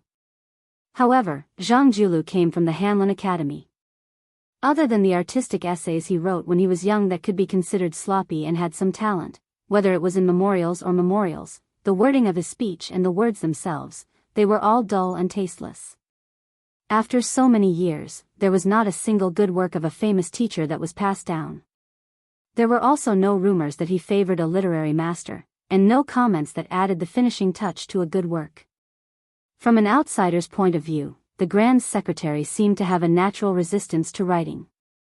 In reality, only Huan Wen knew that his old friend Zhang Julu did not hesitate to write, but he would also fall in love with the good works of many scholars, especially the good sentences that added the finishing touch. Whether it was the frontier poems, the resentment poems, or the sentimental poems, the funeral essays, they all had their own preferences. They were all collected in that self-edited poetry collection. For example, the Takaoka Ouyang family's memorial to their father in Shangyin Academy, the Chu War declaration that Zhao Chongling personally carried the sword in the Battle of the Western Wall, and so on. Zhang Julu would occasionally flip through them. Among them was Huang Longshi's, the Yellow River runs for more than 1,000 miles to the north, the air of grievance turns into black clouds. There was also that line by that person who had been scolded as, Mei Su Mei Liang, back then, there is no war in the horizon, the energy of war dissipates into the sun and moonlight. There was also a famous palace resentment line from an unknown person in the previous dynasty, outsiders do not see a smile, the heavenly treasures last year's is a gift for the world. Su Weisheng's took up a lot of space among the 300 or so. Even some of the poems that Su Fengnian had clearly bought with a large sum of money were included. This was probably the so-called magnanimity of the Prime Minister. The old steward suddenly jogged up the steps and said in a low voice, "Old master, the young master has come." Zhang Julu was slightly puzzled, but did not say anything. While his son and daughter-in-law feared him as a father, he was not unreasonable to the point that his children were not allowed to disturb him. However, the eldest son and second son had soft personalities and were somewhat pedantic from a young age. After they got married and started their careers, the two daughters-in-law came from a small family. If not for the Grand Secretary's blessing of having two grandchildren, they would not dare to come here and ask for trouble. The youngest son, Zhang Bianguan, was an anomaly among the three sons. His personality was the most stubborn, but his relationship with the Zhang manor was also the most rigid. It was as if father and son would never have any contact with each other. For Zhang Bianguan to take the initiative to walk into this manor was indeed like the sun rising from the west. Although Zhang Julu's face was expressionless, he still unconsciously glanced in the direction of the courtyard gate. Even a vicious tiger would not eat its cubs. How many fathers in the world truly loathed their own sons? Chapter 1286. Zhang Bianguan was still as sloppy as ever. He ran into the yard with an item in his hand that was not commonly seen in the capital. It was a small copper stove made of bamboo that was popular in the countryside of Jiangnan. Inside, there was a charcoal fire covered in ash for warmth. The elderly all liked to carry this item when they went out for a walk or chatted at home. The ancestral home of the Zhang family was south of the Guangling River. Before Zhang Julu made a name for himself in the imperial examinations, he often used this when he was studying hard. After all, compared to a large stove, it saved a lot of charcoal fire. Even poor families could use it if they gritted their teeth. After he became famous in the capital, only his grandfather, who had moved to Tian City to live out his retirement, occasionally used it. Who knew where Zhang Bianguan had gotten such an old antique from? Zhang Bianguan asked the steward for some new charcoal to pour into the stove. He also shoveled some ash from the large bamboo stove under Zhang Julu's feet. Crouching on the ground, he finished fiddling with it and handed it to Zhang Julu. Zhang Julu was startled. He took it and placed it on his lap. With one hand holding the book and the other holding the stove, the warmth immediately increased. Zhang Bianguan asked for a small stool from the steward and grumbled endlessly, "How old are you? You don't know how to admit your old age. You insist on admiring the snow outside and reading to act like a hero." The steward smiled knowingly and left. These words could only be said by the young master. The other two young masters would never dare to say such things. The old master only needed to give them a slightly impatient glance and the two young masters, who only knew how to bury themselves in books, would tremble in fear. Even in the summer, it was as if they were walking on thin ice. Zhang Bianguan used an iron pincer to stir the charcoal fire in the stove and said to himself, I heard from the marketplace that your words as the Grand Secretary are becoming more and more useless today. Many 5th and 6th level minor officials dare to be sloppy. Other than Wang Xionggui's Ministry of Revenue and Ministry of Rights, which can be considered honest, the Ministry of Appointments, Ministry of War, Ministry of Works, and Ministry of Justice all have countermeasures against Zhang Bianguan's policies. Especially the Hanlin Academy and Imperial College. Every few days, the noble officials and scholars will come up with a few new poems that borrow from the past to satirize the present. There are even some who say that the emperor is patrolling the borders. Earlier, he went to Liao to clean up the corruption case between the internal and external courts. Now, he is going to Jizhou to overturn the case of the Han family. If you want to talk about it, even a basket of them won't be enough. Zhang Jiulu calmly asked, didn't you also say that right now, it's just some low-level officials who are stirring up trouble? Zhang Bianguan placed his hands on the stove to warm the fire. He didn't even raise his head. Gusts of cold wind rise from underground. If we don't stop it in time, when the evil rain falls on our heads, can we still be saved? Zhang Jiulu impatiently said, that's it? If you're done, you can leave. Zhang Bianguan suddenly raised his head. His eyes were red as he asked, this time, I actually want to talk about two things. First, there was an imperial censor who accused my eldest brother of embezzling fertile land and my second brother of cheating in the imperial examination. Others are cursing you, the Grand Secretary. I don't care, and I don't have the ability to interfere. But why do you have to treat my two brothers so lowly? You clearly have the ability to interfere, so why do you have to swallow your anger? Even if the ending is the same, and I'm just a pile of mud who doesn't care, can't you let my two brothers die a bit more honorably? Zhang Jiulu calmly said, your second brother cheated in the imperial examination. He said that the 6th place in the provincial examination had an improper origin. Although I didn't incite him to do anything back then, if you think about it carefully, it can be considered true. After all, the chief examiner appointed by the emperor at that time was my disciple.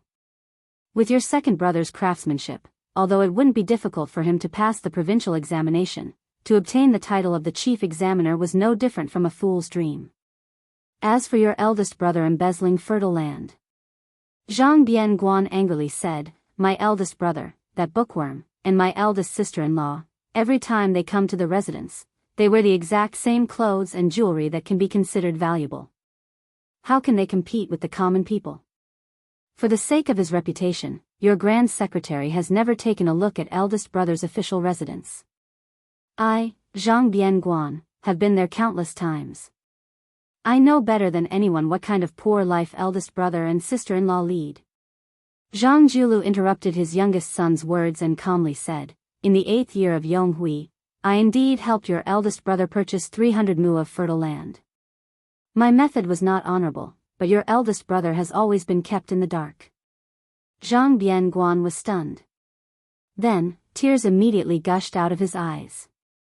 He muttered to himself, why is this? Why do you even have to scheme against your own son? Zhang Jiulu looked at the snow in the courtyard. It was a vast expanse of white.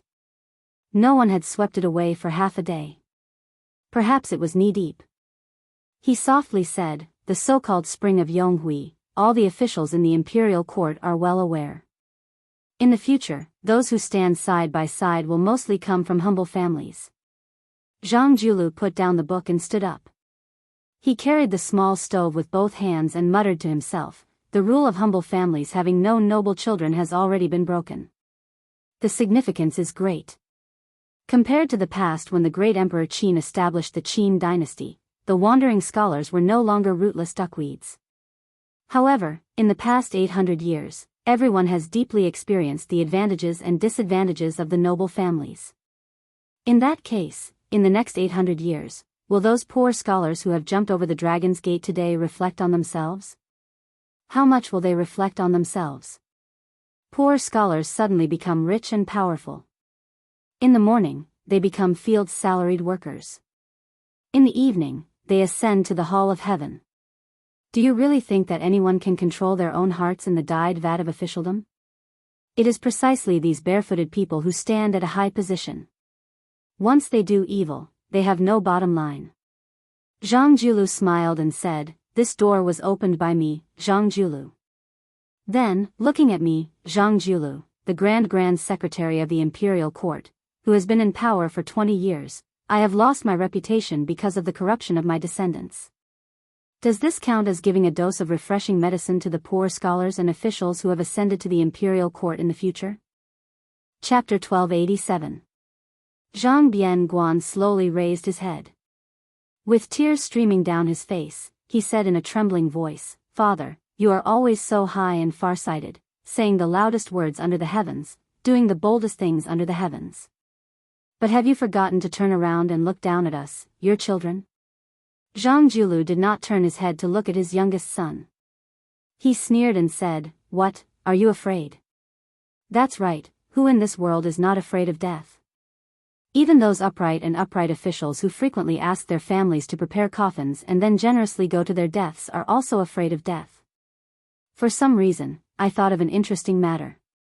Some of the officials who had been thrown into the imperial prison were not afraid of death, but they were more afraid of dying without knowing why. Almost all of them used charcoal pens to write suicide letters on the walls of the prison. Perhaps the common people did not know that a charcoal pen in the imperial prison cost several hundred taels of silver to buy. For the poorer ones, it was not a problem for them. Dipping their fingers in blood, they were still able to write a letter in blood that was both praiseworthy and tragic.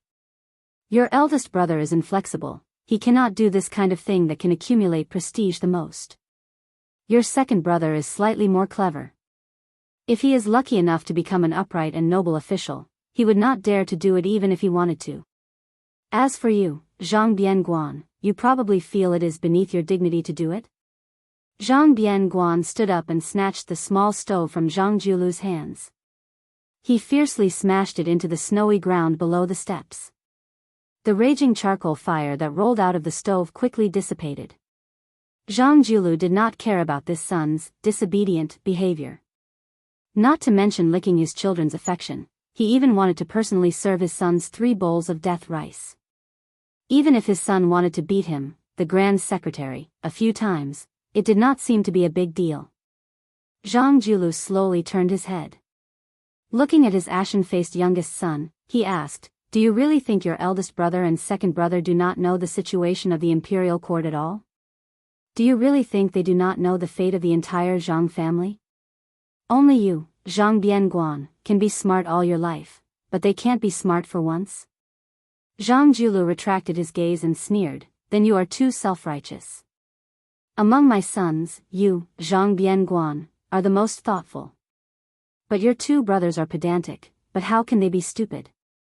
They have been influenced by the political situation for so many years. No matter how pure their thoughts are, they have long been enlightened." Zhang Bianguan squatted down and murmured, "Back then, you insisted that our 3 sons could only marry women from small families. You were waiting for this day, right? If she was a woman from a noble family, she would implicate many people. When the time comes, when His Majesty the Emperor wants to kill people, he will also be overcautious. You really are a rarely seen Grand Secretary with a conscience, not making things difficult for the monarch sitting on the dragon throne. Eldest sister-in-law and second sister-in-law can both be considered to be good at managing their families. These years, their families can be considered to have benefited from the Zhang family's glory, profiting greatly in the open and in the dark, vaguely becoming a large family in the local counties. You even made an exception and turned a blind eye to this. Hey, you are doing this to make your conscience feel a bit better, right?" Zhang Julu did not say anything. Zhang Bianguan rubbed his cheeks. He looked at the small stove left behind by his grandfather in the snow and said quietly, "Father, in order to become a good official, from the very beginning at my grandparents' side, you were not a good son. Then, you were not a good husband. Then, when you came to our side, you were not a good father. In the end, you were not even a good grandfather. Was it really worth it?" Zhang Julu raised his hands and blew out a mouthful of fog. He smiled and said, "A good official?" Zhang Julu was in a daze. He still remembered that his best friend Tantanon had once said some drunken words. To him, it was easy to be a loyal and treacherous official, it was easy to be an honest and muddle-headed official, but it was the most difficult to be a good official sandwiched between the monarch and the common people. It was difficult to explain clearly in a few words. It was already very difficult to control the monarch's world, and it was even more difficult to win a good reputation in life or in death. Zhang Julu suddenly said, "When I was young, I read an anonymous frontier fortress poem. In it, there was a line, riding a horse to the west, wanting to reach the sky, passing Qi to the west, feeling that the sky is low." I was especially fascinated. I always thought that if one day the official career was not successful, at worst I would just throw away the pen and join the army. I would go and see with my own eyes the scenery of the vast wilderness and the sky at the border. That way, my life would not be in vain. But later, when the official career was stable, after your mother gave birth to you, she gave you the name Bian Guan. For some reason, Zhang Bian Guan calmed down a lot. He squeezed out a smile and said self-mockingly, "Because of this unworthy name, I have been ridiculed for so many years by the group of second generation in the capital. They said that you, the Grand Secretary, should have been named Zhang Tian or Zhang Jingcheng." Zhang Julu smiled and walked down the steps. He bent down to pick up the small stove. He picked up the iron tongs and put some charcoal into the fire. He handed it back to the young son and said softly, "I know that your hearts have been cold for many years. Father can't do anything." Zhang Bian Guan was stunned and forgot to speak. Zhang Julu waved his hand and asked the steward to bring a small stool. After sitting down, he asked, "The reason for this trip, is it because Man Air asked for a letter of divorce from you? Do you feel that you can't vent your anger? You have been with the chicken and the dog for so many years, but at this juncture, she abandoned you and left? Do you feel like husband and wife are birds in the same forest and fly away separately in the face of disaster?" Zhang Bianguan, who was asked several questions in a row, shook his head and said, "I don't mind her doing this." Zhang Julu wanted to say something but stopped. In the end, he just said, "Don't be angry at her. Among the 3 daughters-in-law of the Zhang family, she has it the hardest. It's hard for her to be an evil person. She is such a smart and kind girl. Our Zhang family has let her down." Zhang Bianguan looked straight at his father. The latter asked back, "Do you understand?"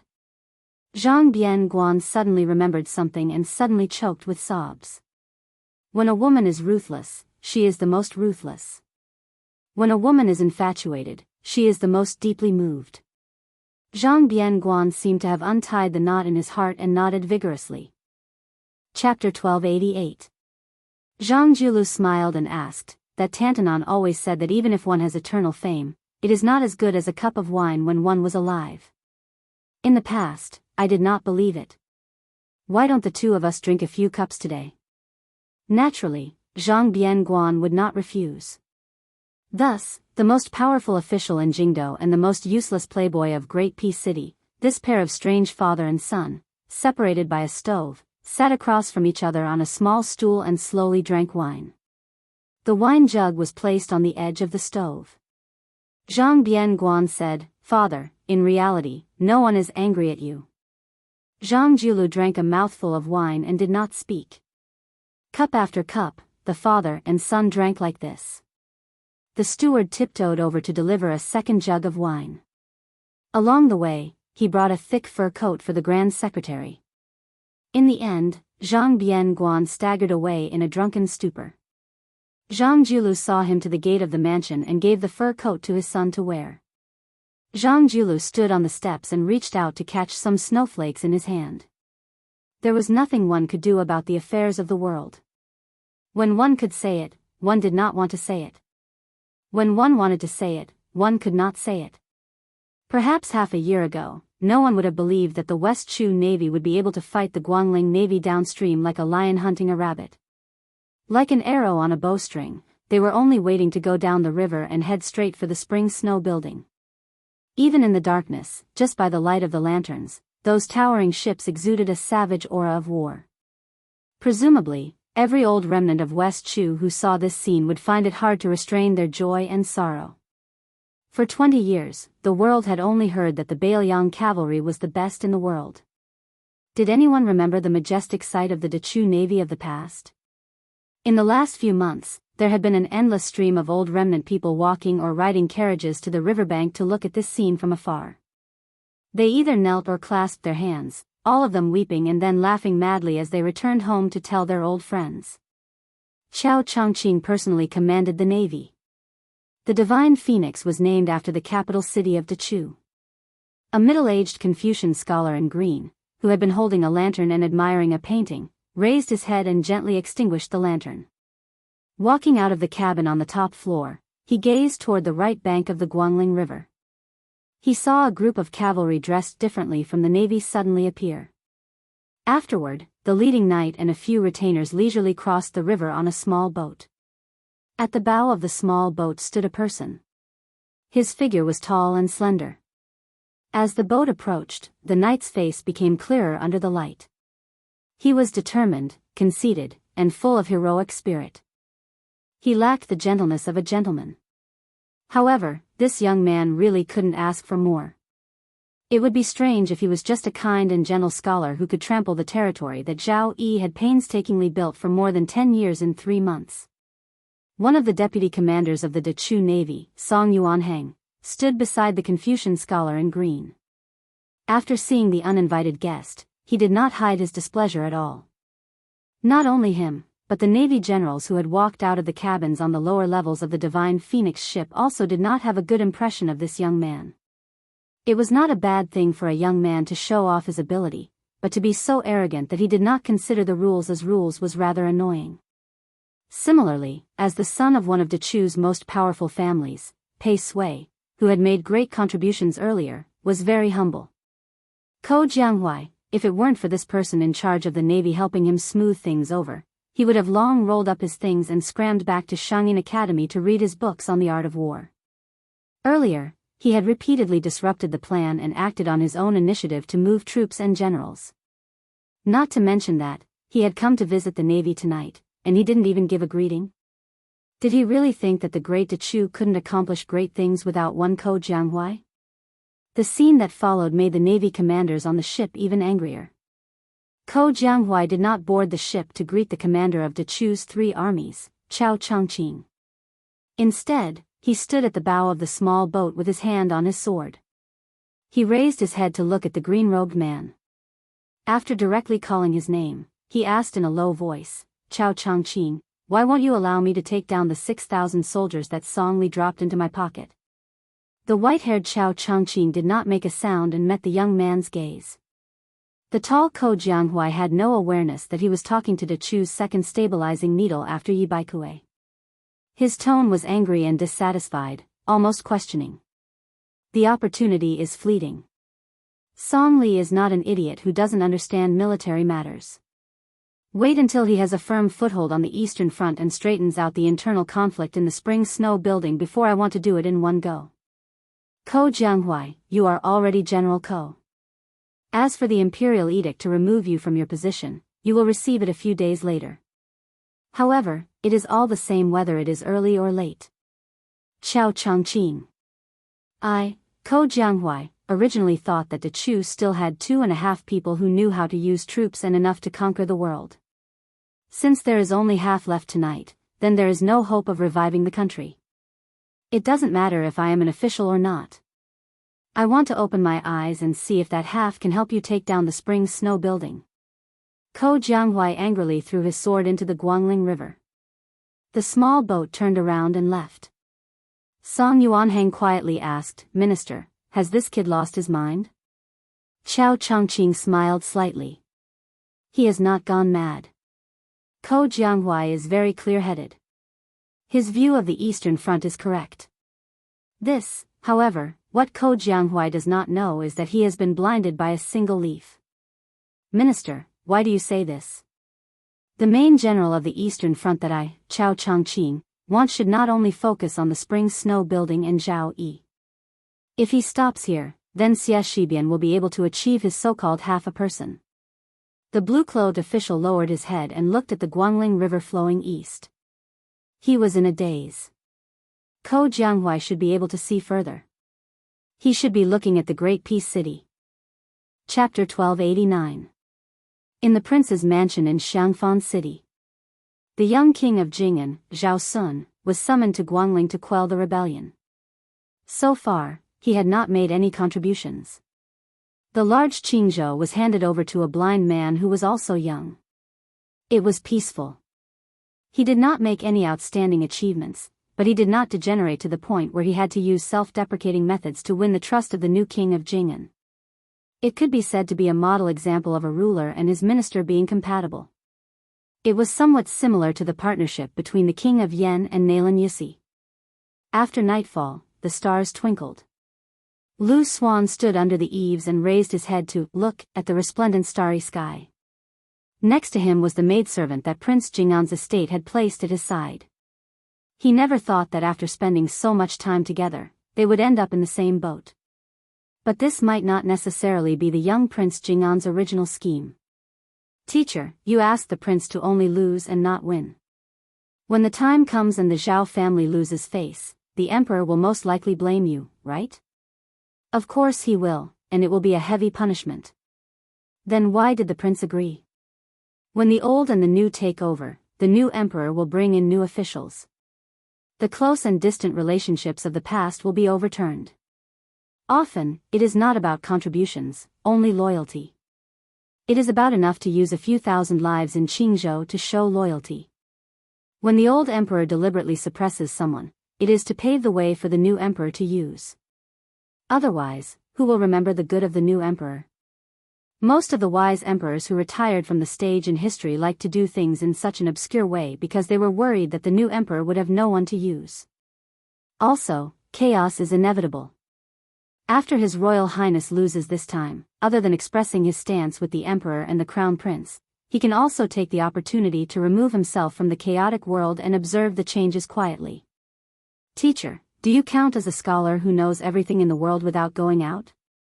I, as a teacher, am still lacking compared to Mr. Yuan of Great Peace City and Mr. Nalan of the King of Yen. Teacher, you are too modest. Blind Lu Su smiled but did not speak. Teacher, tell me some more principles. Although I don't understand, I like to hear them. How can there be so many principles? I am just full of complaints. Teacher, don't be angry when I say this. If one day Wang Ye uses me to threaten Mr. can rest assured. Isn't it difficult to use a dead person to threaten a living person? Don't do anything stupid. If you kill yourself, with Zhao Sun's personality, I won't be far from death either. Otherwise, he won't be able to sleep well with a so-called confidant that he can't control. Sir, are you helping me find a lame excuse to live? You're not stupid. But to be honest, this reason is not lame. Sir, you're a good man. Are you tired of living like this? What's so tiring about it? At the very least, it's easier than cheating people by gambling in Yongzi Alley a few years ago. Sir, I think you have great wisdom. But I can't tell whether you're wearing new clothes or old ones. I'll know if I touch it, after taking it off. See no evil, sir, don't you like to say that you're blind? Lu Su suddenly laughed. Then he said softly, Zhao Sun, Huainanzi, is called a beautiful jade, but if you break it down, isn't it a Sun emperor? Lu Su sighed, the backbone of us scholars will be broken in a few days. It was the same night, but far away at the border. Along with the sound of horse hooves in the distance, Jizhou's wild goose castle, which was not inferior to a border town, was like a giant beast that had been awakened. Almost instantly, countless lanterns and torches lit up at the same time, illuminating the castle as bright as day. There was a moat outside Wild Goose Castle. As the city gate was opened, the bridge was slowly lowered. The 7 or 8 riders did not need to wait for a moment before they rode their horses onto the bridge and entered Wild Goose Castle. Inside the city gate, a large group of Li family members were kneeling in Wild Goose Castle. There was the reclusive old castle master Li Chulin, the eldest son Li Yuanya who had specially rushed home from Ji Shi, and a group of elders who were rarely seen. No one was absent. Other than Li Huli, the eldest son Li Huili, who had suddenly died after traveling south to Jiangnan, the entire Li family, who was like a local tyrant in Jizhou, was present. Even the old castle master's 80th birthday 2 years ago was not as grand as this. The leader of the 7 or 8 riders had an unfamiliar face. His face was pale, and he looked like he could not stand the extreme cold of the winter in the north. He wore a thick fox fur coat from Liaodong. Probably because he was old, he had already nurtured his loftiness to be very restrained and did not give off an overbearing feeling. Other than the father and son pair, Li Chulin and Li Yuanya, no one in Wild Goose Castle knew the identity of this graceful man. However, with the help of the brilliant lights in the corner of their eyes, the others could still see some clues. The rider behind the man who was acting as an attendant was actually the only great pillar of Liang, General Gu Jiantang. The members of the Li family kneeling on the ground, other than the ignorant teenagers and ignorant children, all guessed the identity of this man. For a moment, their eyes were filled with awe, anxiety, and pride. What a great honor it was to have such a distinguished guest visit them. How glorious was it to bring glory to their family.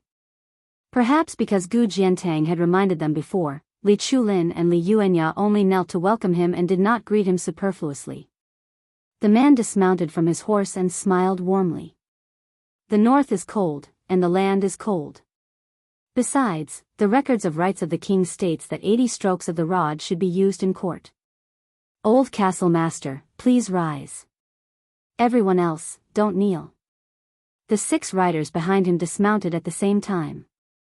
General Gu Jiantang, who was in light armor and carrying a saber, stepped forward silently and helped the man lead his horse. Li Chulin stood up carefully. Every wrinkle and crevice on his haggard and dignified face seemed to emit a strange brilliance. The old man, who was particularly tall, still bent slightly after getting up. He probably did not dare to let the man 5 steps away raise his head and speak. In terms of physical condition, Li Chulin, who was 80 years old but was still strong, looked more like a young man than the man in front of him. At least, Li Chulin gave others the impression that his heroic spirit had not diminished in the past. On the other hand, the guest who visited Wild Goose Castle in the middle of the night seemed to be unable to hide his exhaustion. Especially with the invisible contrast of the martial arts grandmaster Gu Jiantang, he seemed to be even more lethargic. Chapter 1290. As the man moved forward, the group started to break apart. At the same time, there was a suspicion that they were trying to steal the show. The man in the fur coat walked at the very front and called for the old castle master, Li Chulin, to accompany him. Gu Jiantang held a horse in each hand and followed closely behind. Then came Li Yuanya. These 4 people slowly walked at the front. Then came the 5 riders who each held heavy military power on the northern border of the dynasty. Finally came the old and young members of the Li family. Because the sight of the 5 people holding the horses was blocked, the Li family members who couldn't go to Gu de Zhuge's side to see what was going on started to look at the backs of these people. The old man with the sharp eyes of Yanbao recognized most of them and guessed the rest. He couldn't help but be speechless. These 5 people were all important figures in the military who held the title of general with real power. The lowest official was rank 4. It could be said that if these 5 people died at Yanbao, then the northern border of the 2 liaos would be half paralyzed. However, with Gu Jiantang, who was the #1 blade user in the world, holding the line, it would be difficult for these 5 generals to die even if they wanted to. Other than having high positions and power, these 5 riders had one thing in common. Compared to the old generals like Yang Shenxing and Yan Zhenshuan, although their military achievements and fame were not as great, they won because they were young. The oldest was less than 50 years old and the youngest was only 30 years old. The battlefield at the border didn't care about age and experience more than the court. Therefore, it could be said that these 5 were destined to become the future military pillars of the Liang imperial court. Perhaps the next minister of war of Great Peace City would emerge from among them. The man walked on the smooth road paved with large green stone slabs. He raised his head and looked at the numerous fire dragons that stretched up from the lanterns. He sighed softly and said, "This is the first time I have entered Ji province in my life. I should have come earlier. My Zhao family is about to conquer the world." Usually, when I go to the diligent room to teach the Zhao family members, I always say that we can't slack off. We can't be misled by the ancients and believe that after conquering the world, we have to dismount from the horse and protect the world. That's what I said, but I don't seem to have done a good job of teaching them by word and example. Presumably, some of the Zhao clan's descendants will find it harder to place as much importance on military affairs as their ancestors. No matter how brave the old fox Li Chulin was, he didn't dare to interrupt the son of heaven's family affairs. He could only perk up his ears and not miss a single word. As long as the emperor, who was traveling incognito, didn't ask questions, he would just listen and not speak. This man who could allow Gu Jiantang to lead his horse and guard him with a clear conscience was none other than the current emperor, Zhao Dun, who had stealthily arrived at the border. However, the emperor did not issue an edict for the crown prince to be regent as soon as he left the capital. Instead, when he was about to return from Jizhou, he had the head eunuch of the ceremony directorate, Song Tonglu, hand a secret edict to Bai Guo of the Ministry of Rites and make it public.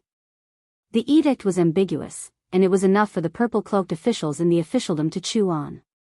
This was the first time the old man had seen the emperor with his own eyes, and his heart palpitated violently. That year, the execution of the entire Han family had caused turmoil in Jizhou. The Li family of Yanbao, who had a marriage alliance with the Han family, had also been implicated. At that time, Li Chulin, who had yet to vacate the position of family head for Li Yuanya, was extremely vicious and merciless. Not only did he tie up the young couple and bring them to the execution ground in Jizhou's capital, he didn't even spare their young children. In the end, the two children, who should have been surnamed Li, were beheaded along with their parents. Thinking about it now, although Li Chulin felt somewhat guilty, he didn't regret it in the slightest. Under the strife of the general situation, the lives of a few innocent people didn't count for much. In just one night, the Han family, who had been loyal for hundreds of years, had become a traitor who had betrayed the country. For the past 10 years, everyone in the imperial court had said that it was the blue-eyed grand secretary who had harmed the public interest. It had even turned into one of the most powerful crimes that the imperial censorate had used to impeach Zhang Julu. This made the old man, who liked to read history in his spare time, feel somewhat distressed. In the past dynasties, there had always been treacherous officials who manipulated power and deceived the public. In the end, they were executed under the law, and never dared to say how muddle-headed the emperor was. To be honest, Li Chulin admired the grand secretary who was in the center of the imperial court but kept himself clean in all aspects. If it weren't for Zhang Julu's insistence on supporting the northern border and using half of the imperial court's taxes to support the northern border, the old minister of war behind him wouldn't have been able to handle the situation so easily. As for why the current emperor had to make such an unnecessary move to visit Yanbao, after Li Chulin received Gu Jiantang's handwritten secret letter, he had a private meeting with his eldest son, Li Yuanya. There were only 3 answers he came up with. Firstly, the imperial court of Zhao, or rather, the emperor, had to provide evidence that could convince the public in Ji province in order to redress the Han family's innocence. Yanbao was an old and wealthy family that had been rooted in Ji province for generations, and was also one of the victims in the past. If the Li family stood out and spoke at this critical moment, it would be more ironed out than the impeachment of the Right Chancellor of the Imperial College. It would also win more sympathy from the imperial court. It was an irresistible trend for everyone to push the wall that was down. However, not everyone had the right to push the high wall of the Zhang family that had stood in the imperial court for over 20 years. Furthermore, the Yuzhou side was restless. Currently, there were some extreme actions that crossed the border. Tens of thousands of riders had entered Ji province. Naturally, the imperial court would have to guard against the young man from Bailiang's Su family. With the departure of the old general of Ji province, Yang Shenxing, the Li family of Yanbao, who had 7,000 to 8,000 private soldiers, would naturally fall into the eyes of the imperial court. Both father and son guessed that it was a personal matter of the emperor.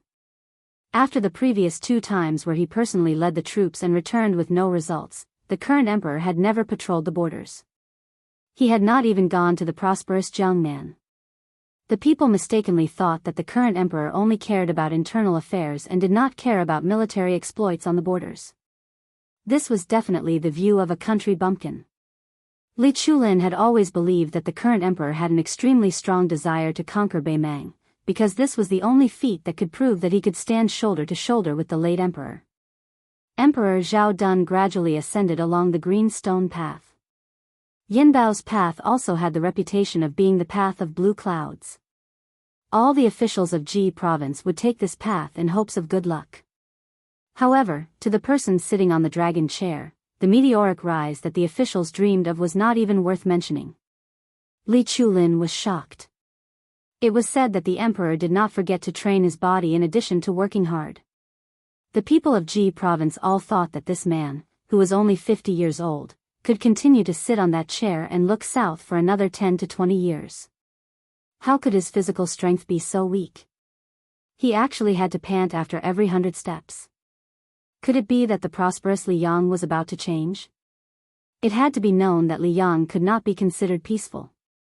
There were internal and external troubles. Outside, there was Beimang's million-strong cavalry eyeing them covetously. Inside, there was the revival of West Chu. Even more inside, the imperial court was in a state of crisis. Everyone was in danger. If something were to happen at this time, Li Chulin did not dare to think any further. He was afraid that the emperor beside him would notice if he revealed even the slightest abnormality. Yanbao was like a mountain. It went up layer by layer and climbed steadily. His Majesty stopped to rest at a pavilion with a wide view halfway up the mountain. He reached out and tightened his grip on the thick fur coat. After a long silence, he glanced to the west and suddenly said, "Old Castle Master, you must have a plan to deal with my uninvited visit. However, you are probably overthinking and wrong. I might as well tell you the truth. The reason I came to Yanbao was to take a closer look at that place."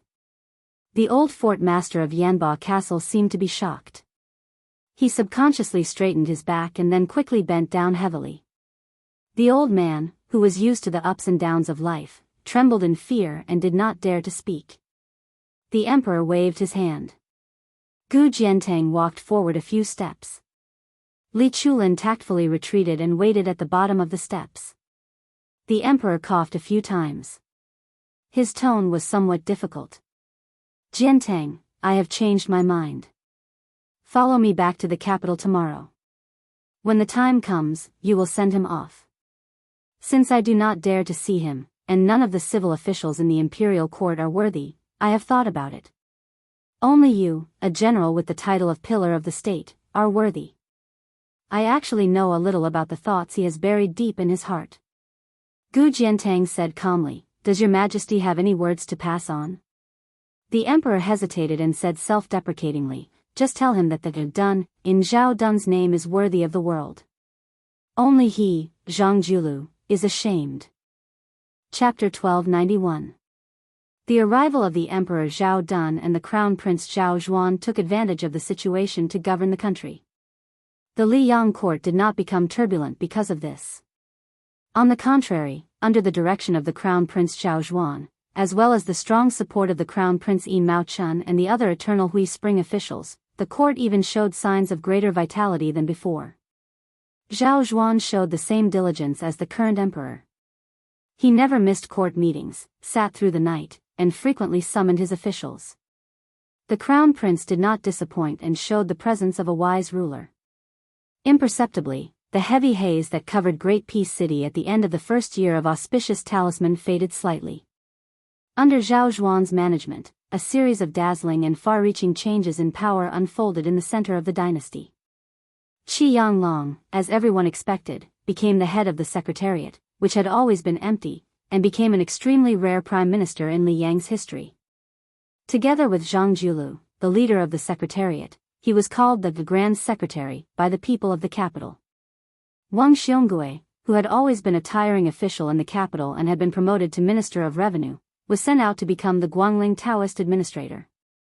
At the same time, Zhao Yuling, who was also from the Yonghui era, resigned as the Minister of Personnel and was promoted by half a rank, entering the secretariat to assist the old head of the secretariat Qi Yanglong. Yin Mao Chun, the head of the Hanlin Academy, who had always been known as the Crown Prince but was actually only a rank 3 official, finally took a substantial step forward. Not only was he given the title of Grand Secretary of the Hall of Harmony, ranked second out of the 6 Grand Secretaries of Liang, he also took over as Minister of Personnel. With the Beijing investigation and local reviews as a foundation, the Liang court was not surprised by this move. Bai Guo, the Minister of Rights, filled the vacancy left by Wang Xionggui's departure, moving from the Ministry of Rights to the Ministry of Revenue. Although their ranks were the same, one was the Minister of Rights of the Yamen, and the other was the Ministry of Revenue that was in charge of land taxes. Everyone could see that Bai Guo had also stepped onto a new level and did not fall too far behind Zhao Yuling and Yin Maochun. As for the Right Chancellor of the Imperial College, Jean Lanting, who had a public conflict with Yao Baifeng, he became the luckiest person in the Liang dynasty in the past 5 years. After the left assistant minister of the Ministry of Rights was promoted to minister, Jean Lanting, who had been on the cusp of Great Peace City for the past few years, once again gave everyone a huge surprise. He was promoted to secondary grade 2 left assistant minister of the Ministry of Rights. The left chancellor, Yao Baifeng, who was supposed to be in charge of the Ministry of Rights, became the unexpected person. The commander at the front, Lu Xingxiang, who did not know how to use troops and caused problems in the rebellion, was promoted instead of being demoted. Although he resigned from his position as the left assistant minister of the Ministry of War, he was promoted instead. Although he resigned from his position as the left assistant minister of the Ministry of War, he received the title of primary grade 2 general. The Dragon General, Su Gong, who was seen as having the potential to lead troops down south, was not only unable to replace Lu Xingxiang, who was widely acknowledged to be mediocre, but this pillar of the Su family was instead hidden as the left assistant minister of the Ministry of War. After taking the position, it was rumored that he was going to be chased out of Great Peace City to patrol the northern border. It was hard to imagine that such a grand storm had nothing to do with that purple-bearded, blue-eyed man from beginning to end. Last year, during the inspection, Zhao Yuling and Yin Maochun submitted to the emperor matters regarding the promotion and reprimand of the 1,800 officials in the capital. This year was the external inspection, which was also the year of the local evaluation. After Yin Maochun returned to the capital a while ago, he quickly ran into the emperor on his border patrol. Thus, under an imperial edict from Liaoxi to the capital, the details of the local evaluation were sent to the crown prince. Zhao Zhuan was given full authority over this matter. After the morning court session, the crown prince had Song Tonglu, head of the ceremony directorate, pass on a message to all of the grand secretaries of the palace, the big shots of the 2 provinces under the Hall of Secretaries, the assistant ministers of the 6 ministries, and a number of dukes and marquises surnamed Zhao to participate in this impromptu afternoon court session, which could be considered a common occurrence in Liang Imperial Court. In the meeting room, the 3 officials of the Ministry of Personnel, the Ministry of Personnel's Merit Auditing Department, the Ministry of Appointment Examination Department, and the newly appointed Merit Auditing Department were responsible for reporting the specific situation. The crown prince and the 20 or so most powerful dukes and marquises in the Liang dynasty passed around the files one after another. There were also several eunuchs, including the ceremony directorate, who were present to listen. These eunuchs, who wore bright red python robes, were mainly responsible for adding charcoal and changing the refreshments. Grand Secretary Zhang Julu was invited, but did not attend. In the warm room, there were not many new faces, but many of the old faces had changed into brand new official robes and court robes. It was not the new year, but there was already a new atmosphere. The former Minister of Personnel, Zhao Yuling, was already one of the few first-rank officials. Today, he sat beside the head of the Hall of Secretaries, Qi Yanglong. Intentionally or unintentionally, he glanced at Yin Maochun, who was also of Zhonglu origin. When he lowered his head and leisurely drank his tea, the corners of his mouth quietly curved up.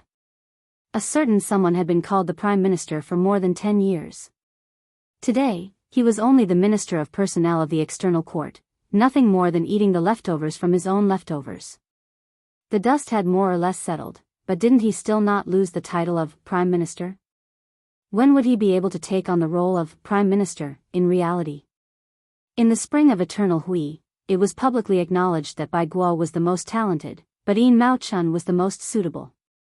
However, I, Zhao Yuling, am now a step ahead of him. The so-called Grand Secretary of the Palace of Harmony that Yin Mao-chun has is nothing more than the Emperor's alms to compensate you for not being able to become the head of the Palace of Secretaries. Chapter 1292. In truth, half a month ago, Zhao Yuling had been secretly worried.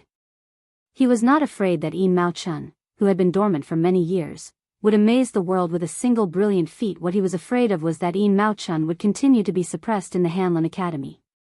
This meant that once someone completely fell from power, Yin Mao-chun would be destined to be the one with the greatest benefits.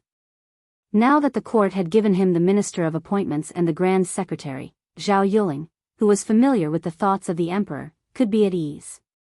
Slightly moistening his throat, Zhao Yuling, who was in a good mood, twisted the lid of his teacup. Out of the corner of his eye, he casually sized up the new Minister of Revenue, Biyao. He had never seen this disappointing fellow as an enemy. Even though Biyao had a good reputation in the court, once one had climbed to their level, they only paid attention to 4 words: simplicity in the heart of the Emperor. As expected, Biyao had not been able to enter Tantanan's subordinate province, and he had not been able to obtain the position of First Minister of the 6 ministries. In the end, in this room, the most disappointed person was Yin Mao-chun. The second most disappointed person was our new Minister of Revenue. However, in Zhao Yuling's view, Biyao, who did not have much of a foundation, should be satisfied to be able to obtain the position of Minister of Revenue. Zhao Yuling raised his eyelids and just happened to see the bearded young third minister Jean looking over. Zhao Yuling's face was expressionless. The newly appointed left assistant minister of rights, Jean Lanting, hurriedly smiled in greeting. Zhao Yuling did not pay him any attention. He turned around and put down his teacup, laughing coldly in his heart. Did a lucky fellow, who had relied on crooked methods to barely make it to the center of the dynasty, really think he could last forever? In the court, one was not afraid of the battles between gentlemen, or even between factions. However, the greatest taboo was to make enemies everywhere because of personal grudges. Coming from a small, unknown noble family in Biyao, in just a few short years, he had angered Huan Wen and Yao Baifeng. Even if he managed to use his influence to take down someone, could he, Jean Lanting, clean up the mess afterwards? Other than Jean Lanting, who was attending such a high-level court meeting for the first time, there was another official who was even more unfamiliar to Great Peace City than Jean Lanting. That was Su Gong of the Gumma family of Gangnam-do. As the assistant minister of the Ministry of War, he was still a famous general even though he had missed the spring and autumn war. At this moment, he was sitting upright beside his superior, Liu Baijie. His eyes were focused on his nose was focused on his heart, and his expression was firm and rigid. Compared to the elegant bearing of the Tangxi sword immortal Lu Shangshu, Su Gong was more like a military general on the battlefield. His body was tall and sturdy, and his appearance was rough. His ascension this time was the most confusing of all the officials who had changed positions. Logically speaking, Su Gong did not have any great achievements, nor was he Gu Jintang's direct line of command. He did not have any big tree in the court that he could rely on, so he should not have been included in the Jingdo court. But this time, he had suddenly appeared out of nowhere, and then was quickly expelled from the capital.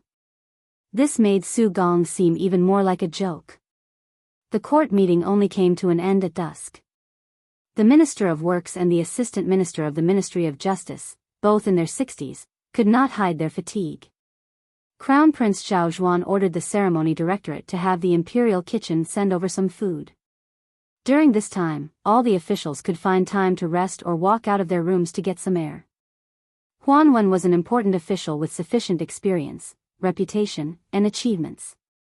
Naturally, he would not be as reserved and uneasy as the assistant ministers of the 6 ministries.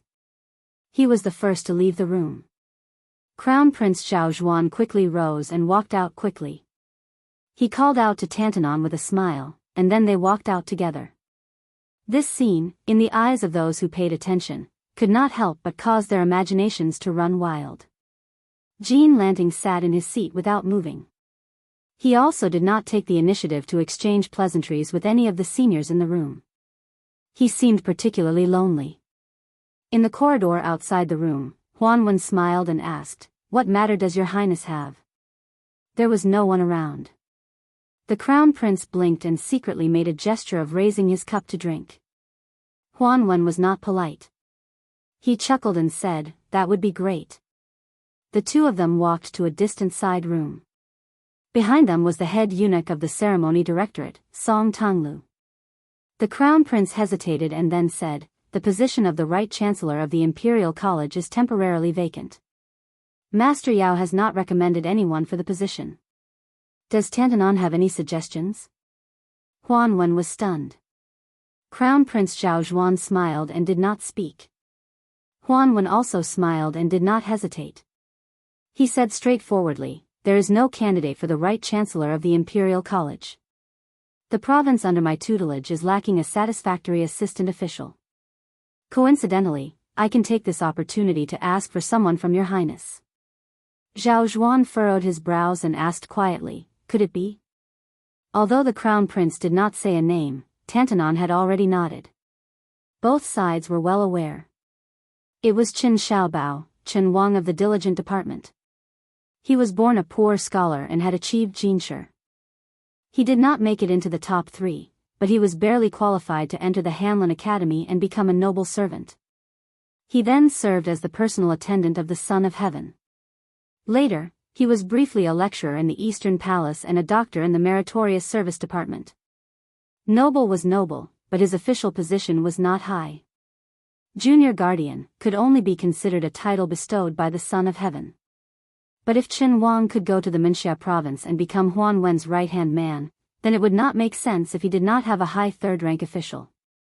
It was even possible for him to be a second-rank official. In this way, the popular Jean Lanting in Great Peace City would pale in comparison. Huan Wen suddenly slapped his head and said, "The candidate for the right chancellor of the Imperial College, I have thought of a very unsuitable candidate." The crown prince couldn't help but smile. He said helplessly, "Tantanon, your words." Huan Wen laughed loudly and didn't say anything else. But once again, both sides were well aware that the two official positions had been decided before the wine was even drunk. One was Chen Wang, going to the Minxia province. The other was Sun Yin, going to the Imperial College.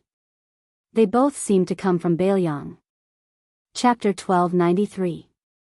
In the past, the Liang dynasty, which had been belittled as the Northern Barbarians, was not like West Chu, which had flourished in its literary style. It had never had the position of Grand Tutor or Grand Tutor. After unifying the Central Plains, it was still like this. Furthermore, to prevent the officials from monopolizing power, even the two provinces under the Hall of Secretaries were empty. Until recently, Huan Wen and Qi Yanglong broke the old rule. The Diligent Room was the study place for the sons and grandsons of the emperor and the sons and grandsons of the emperor and the marquis. The teachers who gave lectures here were all virtuous scholars with both ability and political integrity. It's just that their official rank was not high, so much so that some of the famous scholars who were of the same rank were barely qualified. Even the head of the Diligent Room, Chen Wang, only had the title of junior protector above his head. His actual salary was even lower than that of a normal servant of the Hanlin Academy. Thus, when Chen Wang appeared out of nowhere and took over the position of junior protector of the Diligent Room, Tai and City only thought that a little prime minister, second to Yin Mao Chun, had appeared. He would have to train step by step for a decade or two before he could truly enter the center of power. However, a rumbling rumor quickly spread. Not only did this person have to immediately rush to the Minxia province to take up an important position, he might even steal food from the tiger's mouth from Yin Mao Chun, who had controlled the Hanlin Academy for decades. As if to prove this rumor that came from an unknown mansion in the capital, Tantanon and the Imperial College's left chancellor, Yao Baifeng, visited Qin Xiaobao together. It was said that they had a good chat and became friends despite the difference in age. Looking back at Third Minister Jin, compared to the previously unknown Qin Wang, although he was riding on the crest of success, he had never received such special treatment among the top officials of the dynasty. From this, it could be seen that Qin Wang's ability to raise Wang was far more natural and smooth than Jean Lanting. In a moment, Wang County Street in Tai and City was filled with nobles and relatives of the emperor. This originally inconspicuous little county manor was suddenly filled with people and carriages. The grandfather of Qin Huang's wife was not from the legitimate line of the previous emperor. He was a lowly person and his words carried little weight. However, during the Spring and Autumn War, he stood firmly behind the previous emperor and waved the flag and shouted for him. The eldest son of the first wife could inherit the title of Commandery Prince of Chai. Qin Huang's wife, as the daughter of the Commandery Prince of Chai, should have been demoted to a county princess. However, the emperor remembered the loyalty of the 2 generations of Chai Commandery princes and made an exception and arranged for her to marry Qin Huang. Now, it was not only Qin Huang, but the Commandery Prince of Chai Commandery Prince's skills of Chai Commandery Prince. Qin Huang and the Commandery Princess had already moved out of the prince's mansion. Their new mansion was not far from each other. If his wife wanted to go back to her parents' home, it would only take the time to drink a cup of tea. At first, Prince Chai was afraid that his daughter's frequent visits would make Qin Huang unhappy. However, as time went by, he discovered that his virtuous son-in-law's breadth of mind was indeed extraordinary. Now that Qin Huang was the junior guardian and was about to enter the Wuxia province, which was gradually becoming more and more powerful, he did not have the slightest bit of arrogance that was common among the children of poor families. Because the Qin mansion was closed to visitors all year round and did not see any strangers, this was an iron rule set by Qin Huang before he became famous.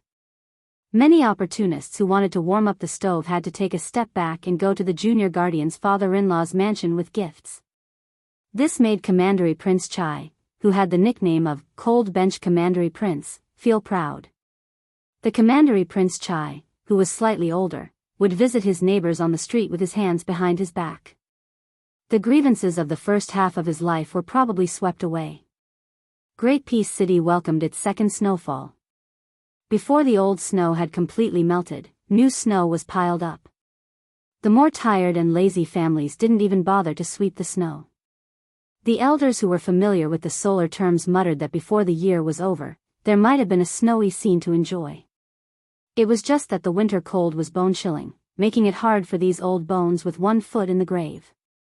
However, other than sighing, the elders would often gather their friends around the stove and chat. The common people of the capital under the sun of heaven liked to point out the country. This was especially the case for these old fellows who had experienced 2 or even 3 dynasties of Emperor Liang. Even though they were not happy about the rising smoke of the northwest frontier fortress and the ending of the Guangling battle, they were still generally optimistic. After all, the current dynasty had gone through more than 20 years of cultivation and recuperation. Liang also had the solid foundation of the eternal Hui Spring. The old people of the capital who were accustomed to wind and rain believed that by this time next year, the world would be completely at peace. Some of the elders would even think that if they could see the scene of the current dynasty swallowing up Beimang before they lay in their coffins, then they could die without regrets. This place in Great Peace City that the common people called Junwang Alley vaguely seemed to be in a confrontation with the street where Grand Secretary Zhang's residence was located. Only, the situations of the 2 sides were completely opposite. The latter, whenever it was time for morning court and after court, would always be full of people and carriages, while the former streets were rarely seen. It was because even though the people in the former's residences all had top-notch statuses, apart from an extremely small number of people who could participate in court politics, most of them were pretty to look at but useless embroidered pillows. Ever since Eternal Hui, they had always been excluded from the center of the imperial court by a certain purple-bearded and blue-eyed individual. As a result, when they made that trip back and forth every morning and evening, they could only be pushed out as decorations during the few imperial court ceremonies that could be counted on one's fingers. The latter streets were incomparably noisy, everyone dressed in purple scarlet official robes. However, ever since autumn of the first year of Jianghu, the carriages in the always lifeless Junwang Alley gradually became more frequent. This place that was originally used to standing on its own mountain began to accept many new faces. Under the twilight, the young master of the Qin manor that was previously considered to be at the bottom of Junwang Alley took the initiative to bring an unfamiliar guest home. The manor's gatekeeper was an elder who had served the old Junwang manor for generations, but he still couldn't recognize who this middle-aged man who was still dressed in court clothes was, to actually be able to make the master treat him so seriously. Looking at that person's official patch, it was clearly a brocade-embroidered third-grade peacock, the elder believed his eyesight was still quite sharp. Whether or not he was an aristocratic family's descendant, the old gatekeeper had confidence that he would be able to recognize him with a single glance. He carefully sized up this fella who crossed the threshold with his master, always feeling like this person's aura was a bit contradictory. He was clearly a civil official, yet he seemed like a military general who had just walked out of the battlefield, yet he also didn't seem like those crude people who often entered and left the Ministry of War's goo hut and made a fool of themselves. The number of servants in the manor was just enough to ensure that the 4 courtyards of the manor could operate without hindrance. Thus, when Chen Wang and his guest entered the manor and walked all the way to the study, they didn't encounter anyone. Not to mention the luxurious mansions built according to the standards of a prince, even the nearby Junwang mansions that had 3 roads and 5 courtyards, according to the ancestral system, were all bustling with people coming and going at this banquet. In the heavy snow, there was no reason to hold a bowl of wine, invite 1 or 2 close friends, and have a high status to talk to one's heart's content. On the contrary, this Qin manor, which paled in comparison in terms of size, had the richest courtyard with a profound artistic conception. After the host and guests sat down, a tall woman of middle age rushed over when she heard the news. When she entered the room, her husband was personally brewing tea. The flame in the stove flickered slightly, and the pot of water gradually boiled, adding some warmth to the slightly cold room. Chen Wang raised his head and glanced at his wife. With a smile, he introduced, "This is Assistant Minister Su of the Ministry of War." Regardless of status, there were no ignorant and ill-informed people in Junwang Alley. The woman who had been conferred the title of Princess Changel immediately knew of the multiple identities of the visitor. General of the Dragon, Su Gong, the pillar of support of the Gumu Su family, and a young and strong general whose prestige ranked among the best in the Liang army. Presently, he was ridiculed by everyone in Junwang Alley as the new wife of Great Peace City. She had also heard that this assistant minister Su was not very well liked. Although it could not be considered a public promotion or a hidden demotion, it was as difficult as ascending to the heavens for him to successfully integrate into the capital's court as quickly as the Tangxi sword immortal, Lu Baijie. The woman, whose real name was Zhao Song, had never been interested in court politics. As usual, she did not think deeply about why her husband had brought this assistant minister of the Ministry of War home. The visitor was a guest, so she naturally knew how to respond. She could not lose face for her husband. Thus, after a tepid greeting to Su Gong, she hurriedly took over Chen Wang's task of brewing tea. After pouring 2 cups of tea for the 2 men, she immediately bid farewell and left. Su Gong joked, "Junior Guardian has good fortune. We really can't be envious." Su Gong had always been a proper local official. He had never purposely built any connections in Great Peace City, where it was easier to become an official if one had connections in court. Just as the rumors said, he was able to enter the capital this time because he had relied on the elders of his clan and a number of seniors in Gangnam-do to sell their old faces, to beg for this position. His path in the future was really up to the teacher to lead the way, and cultivation depended on the individual. Thus, after he entered the capital, he was extremely restrained and reserved. He almost never left his home. The reason he was able to get in touch with Chen Wang was because Chen Wang had once interacted with Su Gong when he was assisting Yi Mao Chun in the great plan of conducting the local examinations. They were friends and regretted not having met earlier. At the time, Su Gong could never have imagined that Chen Wang would rise so quickly and become one of the important officials in the center of the dynasty. Chen Wang was not too humble. He nodded and smiled. "My wife's personality is one of the better ones among the many golden branches of the Zhao family." Chen Wang paused for a moment. His expression was gentle as he subconsciously added, "I cherish it." Su Gong hesitated for a moment and then asked, "Forgive me for asking, but although my clan has hoped for many years that I would one day enter the Ministry of Military Personnel, for some reason, the elders in my clan were very surprised that I was summoned to the capital this time. In particular, Elder Yu gave me the words half fortune and half misfortune." In his words, there was an inexplicable sorrow about the unpredictability of the world. "It is clear that Gangnam-do hopes that I, Su Gong, can enter the capital, but whether or not I can enter the capital is not something they can control. Junior Guardian, did anyone in the capital put in a good word for me?" If one could speak, they would speak. This was the friendship of a gentleman. Su Gong knew that his direct question was not in accordance with the rules of an official, but he believed that he was sincere in his friendship with Chen Wang and did not bother to hide it. Chen Wang smiled and pointed at himself. Su Gong was stunned. Chapter 1294. Chen Wang straightened his expression and said, when the Yu family first entered the capital, there was no doubt that they had the intention of introducing Brother Su to the capital. They also had some plans. For some reason, they did not follow up. In my view, at the last moment, they felt that Brother Su should not come to Great Peace City for now. At the time, I had not entered the diligent department as junior protector and was still sitting in the position of merit examiner of the Ministry of Appointments. I was in my position and said some things to His Highness the Crown Prince. Of course, that was just icing on the cake. If not for Brother Su's own abilities, allowing me to exaggerate, His Highness the Crown Prince would not have any ideas.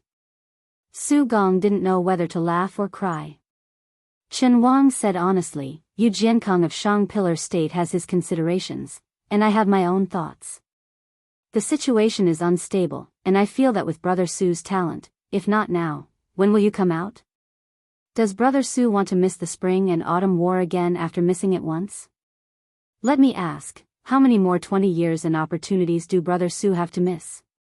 Of course, I also understand Shang Pillar State's cautiousness. They treat Brother Su as a rare commodity and wait for the situation to deteriorate further. Maybe at that critical moment, an assistant minister of the Ministry of War will not be able to send away a hidden dragon general like you. Su Gong nodded and said, I will listen to Junior Protector's words. Chen Wang smiled and said, so this time, Brother Su has been forced to patrol the borders and become the laughingstock of Great Peace City. Don't blame me for drawing legs on a snake. How about I use tea in place of wine and punish myself with 3 cups? Su Gong laughed open-mindedly and said, Brother Chen's words are pretentious. Chen Wang countered, you called me Junior Protector so many times and only called me Brother Chen. You dare to say I am pretentious?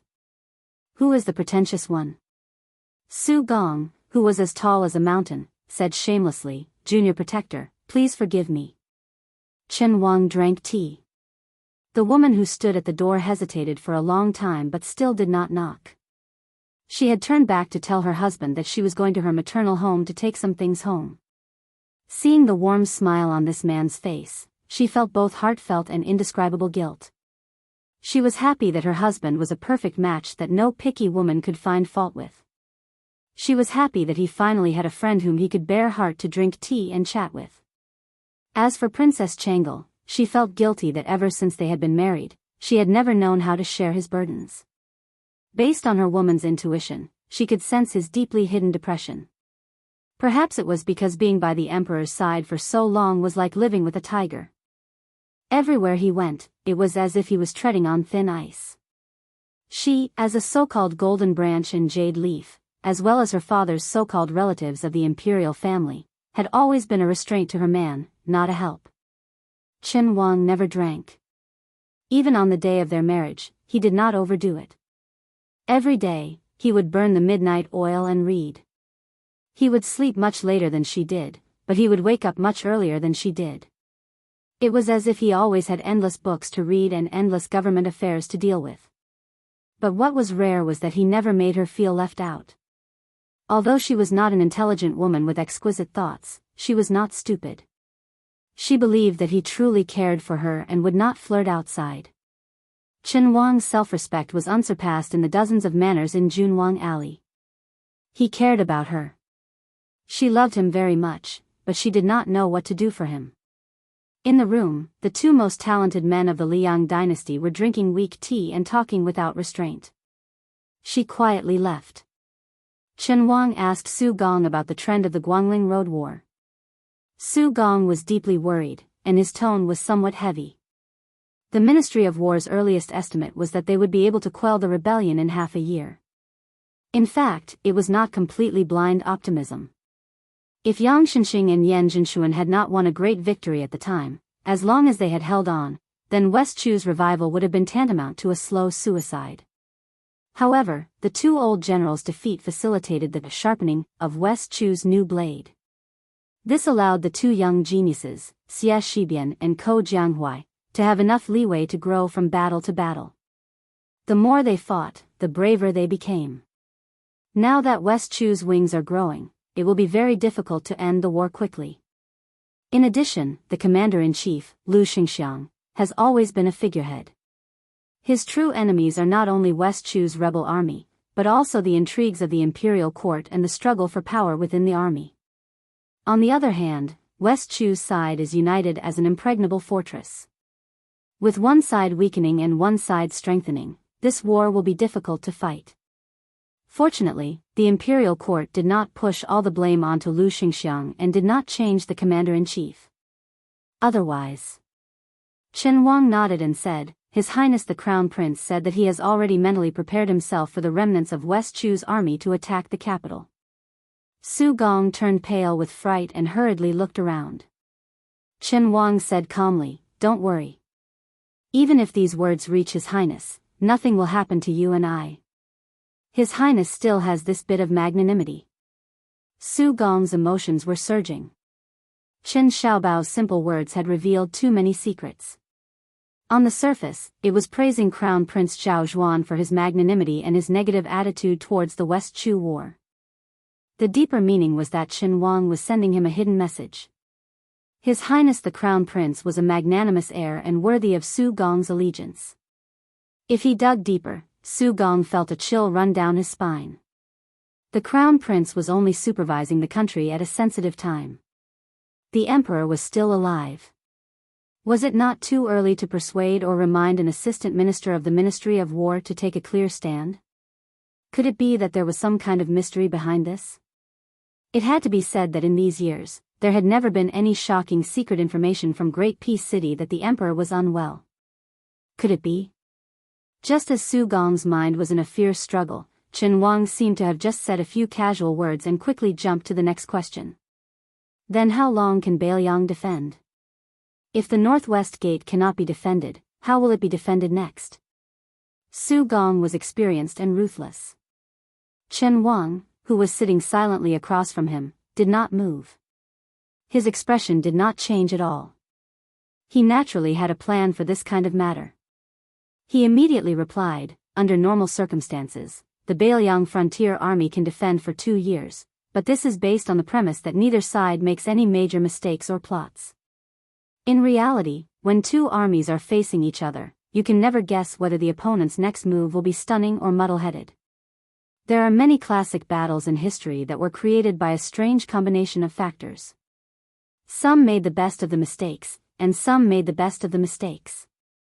Some people lost mysteriously, and some people won in a strange way. Some people won in a strange way, some people won in a strange way, some people won in a strange way, some people won in a strange way. If it was a normal confrontation between two armies, the leader's ability to use soldiers was mediocre. It was just a competition of the resources of both sides. There was no suspense. But in the Great War of Liangmang, it could not be compared like this because both sides had too many famous generals. Su Gong was slightly fascinated and a dazed look appeared in his eyes. Biyao had Chu Lushan, Yuan Zuozong, Yan Wenluan, Qin Yinshui, He Zhonghu. Which one of them was not a general who had been exposed to the smoke of battle and could take charge of an area? Beimang had Tuoba Bodhisattva, Dong Zhua, Lu Gui, Huang Songpu, Yang Yuanzan. Su Gong sighed and said, almost everyone can cause unpredictable changes to the entire battle situation. Chapter 1295. Su Gong gradually entered a good mood. Once he started talking, he could not stop. He held a cup in one hand but did not drink the tea. He raised the other hand and pointed in the air. Before Biyao was absorbed into Liang territory, there were two paths for the northern nomads to invade south. One was to use Biyao, which was at the head of the Central Plains, as the first choice. The army occupied the high ground and was usually unstoppable. The disadvantage was that the battle line was slightly longer. Even if they fought all the way to Xiangfan, which was at the middle of the Central Plains, it would be difficult to advance any further. Often, they could only retreat. The second was to go south through the gaps at the border of Ji province and send cavalry to search in batches to clear out the scattered obstacles outside the pass. On one hand, they would cover the army, and on the other, they would pillage villages and force the Central Plains dynasties to retreat to their strongholds. Right now, the Northern Mang seems to have chosen an unwise path, but in fact, choosing short-term troubles and abandoning long-term considerations is a method they have no other choice. The Northern barbarians are determined to attack our dynasty, and there is no better plan to speak of. There are only two options to choose from. The Northern Mang can't afford to drag it out, but our dynasty can afford to drag it out. If we wait until the Guangling Path and West Shu are destroyed before the Northern Mang starts the war, then we really won't be able to fight. A Central Plains with a stable interior and a Central Plains imperial court that was eager to make progress was undoubtedly the nightmare of the nomads in the north. If Beimang attacks their western front first, which is the two Liao defense lines that our court built with half of our dynasty's national strength, outsiders may think that this line is closest to Graydon City and that Beimang should use their troops this way. However, the truth is that Beimang will not be able to go south at that time because Beiliang's 300,000 border army will definitely respond to the Tu Liao on the eastern front and initiate an attack on Beimang's southern court. Once the Beiliang cavalry wantonly enters the heartland and enters the grasslands, even if the Beimang army is lucky enough to advance all the way to Graydon City, they will not be able to return. Not only will the southern court be gone, but even the northern court will be destroyed. Since Beimang has chosen the stubborn Beiliang as their breakthrough point, let's take a step back and say that if Beimang really manages to defeat Beiliang, it is not yet time to take a breather because there will be two fierce battles soon to be fought. The most fatal thing is that these two battles are happening at the same time. Beimang, whose strength has been greatly damaged, has no choice but to fight on two fronts. Western Shu has Chen Jibao holding the fort, and the eastern front has General Gu Jiantang leading the army. In front of Beimang, they are not soft persimmons. If we take another step back, Chen Jibao is unable to contain Beimang, and Gu Jintang's supposedly impregnable eastern front is completely destroyed. So what? Graydon City will be given to Beimang. Our dynasty still has the strength to fight.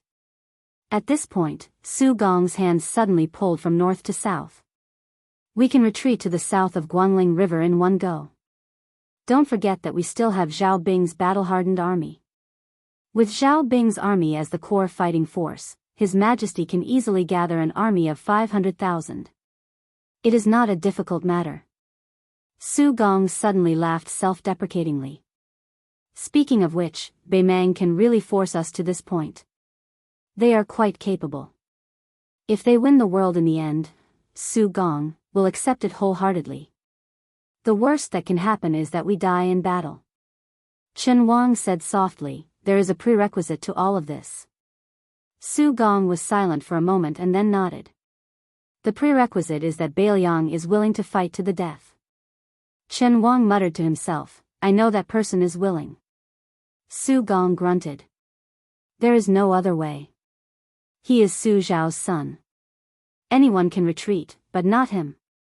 Chen Wang smiled slightly and said, it is very difficult for me to connect the young master who spent money to buy poems from me to the king of Beiliang who dares to fight when he says he wants to.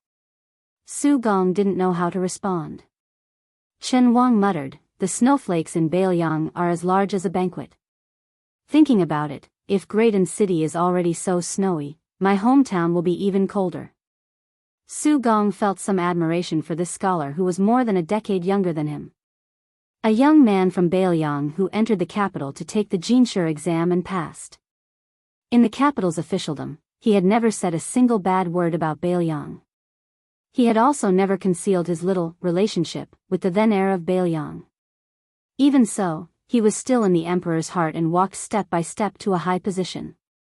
He even had the hope of reaching the top and fighting for the position of future leader of the civil officials. Su Gong didn't dare believe this story and didn't expect Chen Wang to tell it of his own accord. Even if Chen Wang was willing to tell it, Su Gong wouldn't dare listen, no matter how bold he was. Unless, one day, Chen Wang really did remove the prefix of Prime Minister and became a second Zhang Julu, and Su Gong also needed to become a second Gu Jiantang of the Liang dynasty. The conversation between the two was like drinking tea. It was 70 to 80% enjoyable, but there was still a lingering aftertaste. If they continued talking, they would probably feel disgusted. Su Gong stood up and bid farewell. Chen Wang also stood up to see him off. He walked him all the way to the door and said with a smile, "Brother Su will be heading to the northern front tomorrow. I have to be on time to go to the diligent room, so I won't see you off." Su Gong nodded. "No matter. You and I will have plenty of opportunities to meet in the future." Su Gong sat in the inconspicuous carriage and slowly left in the wind and snow. The tracks left behind by the wheels were quickly covered by the goose feather snow. Chen Wang turned around and stepped onto the steps. He looked up at the night sky and suddenly ordered the old gatekeeper, "Old Song, prepare the carriage. I want to go enjoy the snow. Also, remember to send someone to inform her." The old man was surprised. Night ban? Like Su Gong, Chen Wang didn't have time to take off his official robes and court robes. He smiled and said, "Just leave the city without changing." The old man immediately felt proud. He smiled knowingly and said, "This old servant will go right away."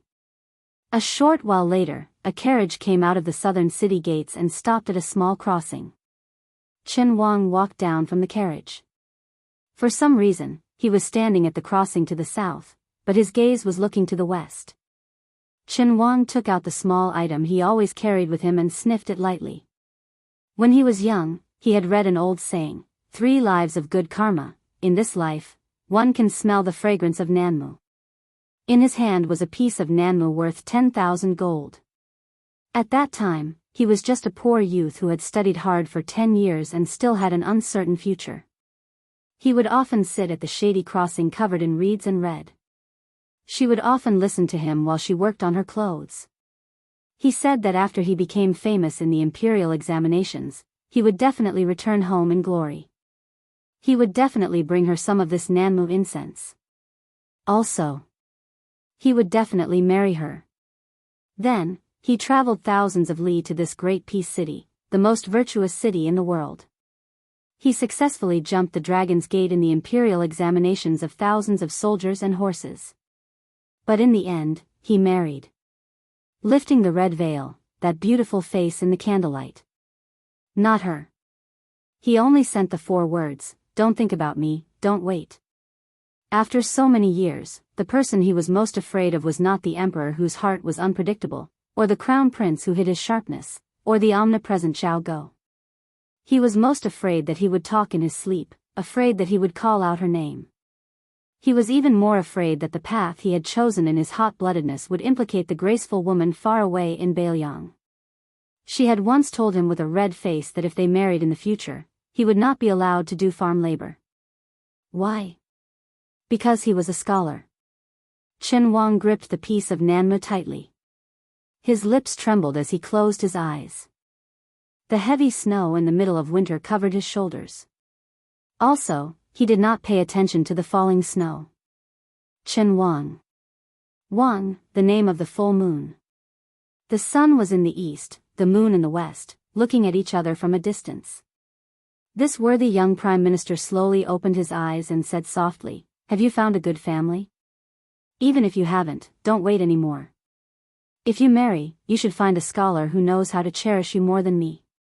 You must hate me, this heartless person, right?" Chen Wang's face was filled with tears. What he didn't know was that Wataguchi Yoshihiko was still waiting for him. But he used to be standing at the ferry, but now he was lying in the reeds, waiting forever. The dead do not complain, but those who have not returned do not know. Chapter 1296. The Spring Snow Building, known as the Small Temple in the southeast of Liang, was built on Lion's Cliff. The Spring Snow Building was located in the slender Green Mountain Village, which was formerly a summer resort of the Dechu dynasty. It was destroyed by the fires of the Spring and Autumn War. After Guangling Wang Zhao Yi spared no effort in expanding it, he collected countless famous flowers and rare stones and raised them in his boudoir. Among them was a huge rock from the Spring God Lake that was carried to the village by the Guangling Navy and the vassal king's cavalry. It was shaped like a pearl and was worthy of being called the most famous stone in the world. It was also a treasure that contained feng shui. The slender green mountain village faced the Guangling River to the south. In the Lion's Cliff area, scholars from Jiangnan often climbed high to write poems.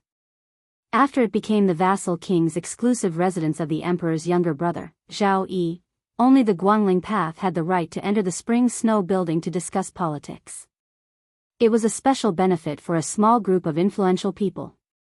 Lion's Cliff was also known as the Treasure Trove Mountain. In the last years of the Defeng dynasty, there was a saying that an enlightened monk subdued a lion here. It attracted the magnificent phenomenon of flowers falling from the sky like rain. From the last years of the Defeng dynasty to the first year of the Yonghui dynasty, every time there was a war, these ownerless stones were constantly picked up by travelers, wanderers, and quarrymen until less than a tenth remained and entered the homes of the common people. After Zhao Yi was made a vassal, he either took it by force or bought it at a high price. The huge rocks surrounding the spring god lake were scattered around randomly and gradually covered Lion's Cliff. On the cliff was the spring snow building. There was a well downstairs. The first light snow in Jiangnan arrived slowly and then suddenly disappeared. However, the fires of war in the Guangling Path were really frightening. Whether it snowed or not, the size of the snowfall did not matter. The winter snow melted and it was noon. The scenery on Lion's Cliff was beautiful and gentle.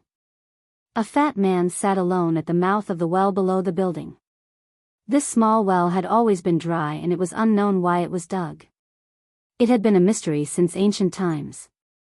The fat man was wearing a bright yellow python robe embroidered with gold. Among the vassal kings of Liang, only this fat pig had such an honor. Even the king of Biyao, Su Shao, who had no merit in the past, only had a large blue satin python robe. The king of Yanqi, Zhao Bing, was inferior to this fat pig in terms of dragon poise and python water. As for the more substantial vassal lands, the southern border, which was full of miasma all year round, naturally couldn't be compared to Guangling, where half of the world's taxes came from. The Liang court had always had bad comments about Guangling king, who was the most suspected of receiving rewards without merit. The number of imperial censors and imperial censors who died directly or indirectly at the hands of Guangling king was even more shocking. Now that he had finally received his retribution, the fat man, who was being roasted on the bonfire, did not seem to be as panicked and lost as the outside world imagined. Instead, he sat quietly at the mouth of the well without any hostility or dejection. Whenever Zhao Yi sat in a daze in the well, even the trusted aides of the spring snow building did not dare disturb him. In the distance, His Royal Highness, Zhao Yuang, stood respectfully. The main general of the Western Front, Song Li, who had just returned from the front lines, stood shoulder to shoulder with him. On the Guangling River outside the cliff, there were densely packed Navy warships. Although it was said that half of the Guangling Navy had been taken away by West Chu, that was only a loss in numbers. Most of the ships were firmly in the hands of the Guangling army. Zhao Yuang and Song Li had a close relationship and had called each other brothers for many years. Everyone knew that in Guangling, only by becoming Song Li's woman could one truly escape the clutches of His Royal Highness. Otherwise, even if one had a provincial governor as a father, they could not be considered a life-saving talisman. At this time, Zhao Yuang lowered his voice and said angrily, "Back then, it was said that the Grand Tutor of West Chu had fled here and was unwilling to accept the summons of the Su family's iron cavalry. He carried the fallen princess and resolutely jumped off the cliff to meet his death." Nonsense.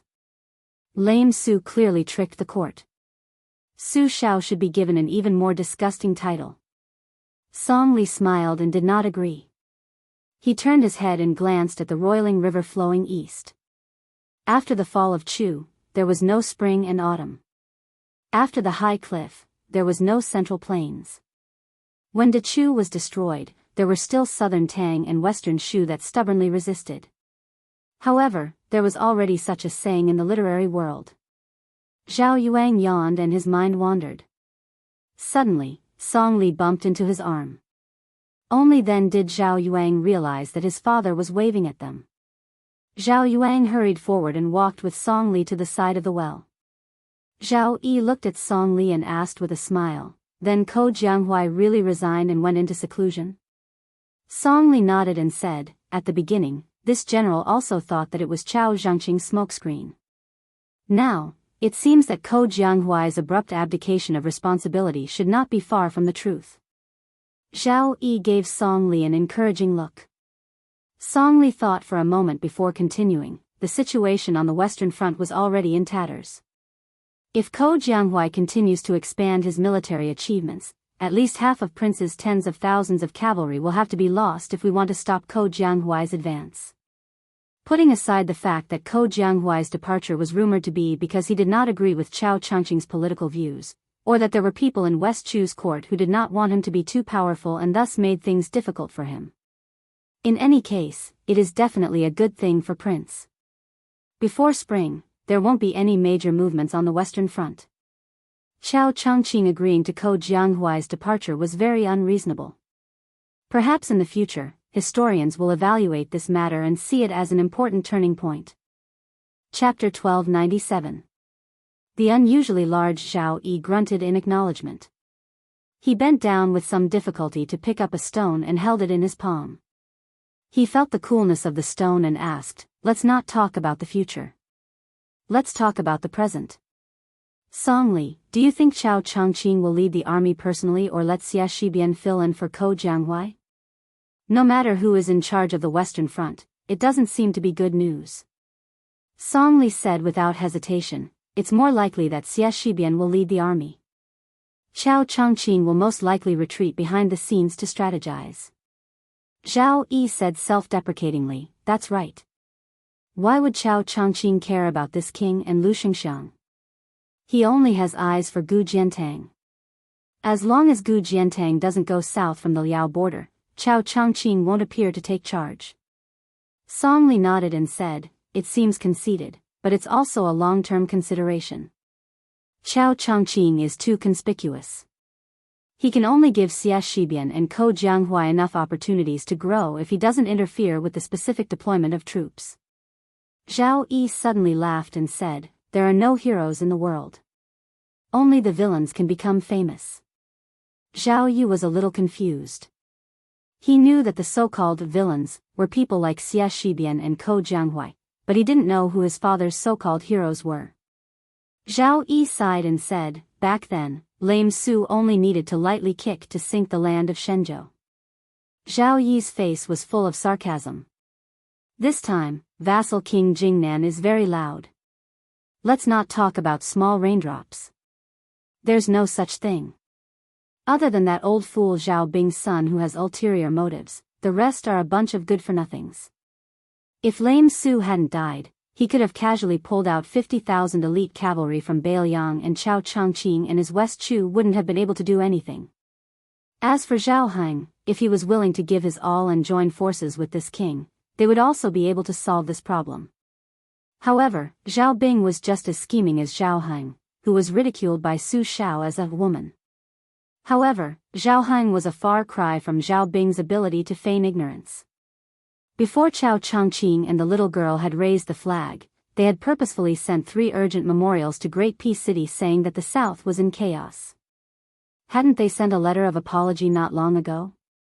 He said that the 16 clans of the southern barbarian colluded with the remnants of the West Chu, which led to 3 consecutive defeats on the front line that he personally led, losing several tens of thousands of men and horses.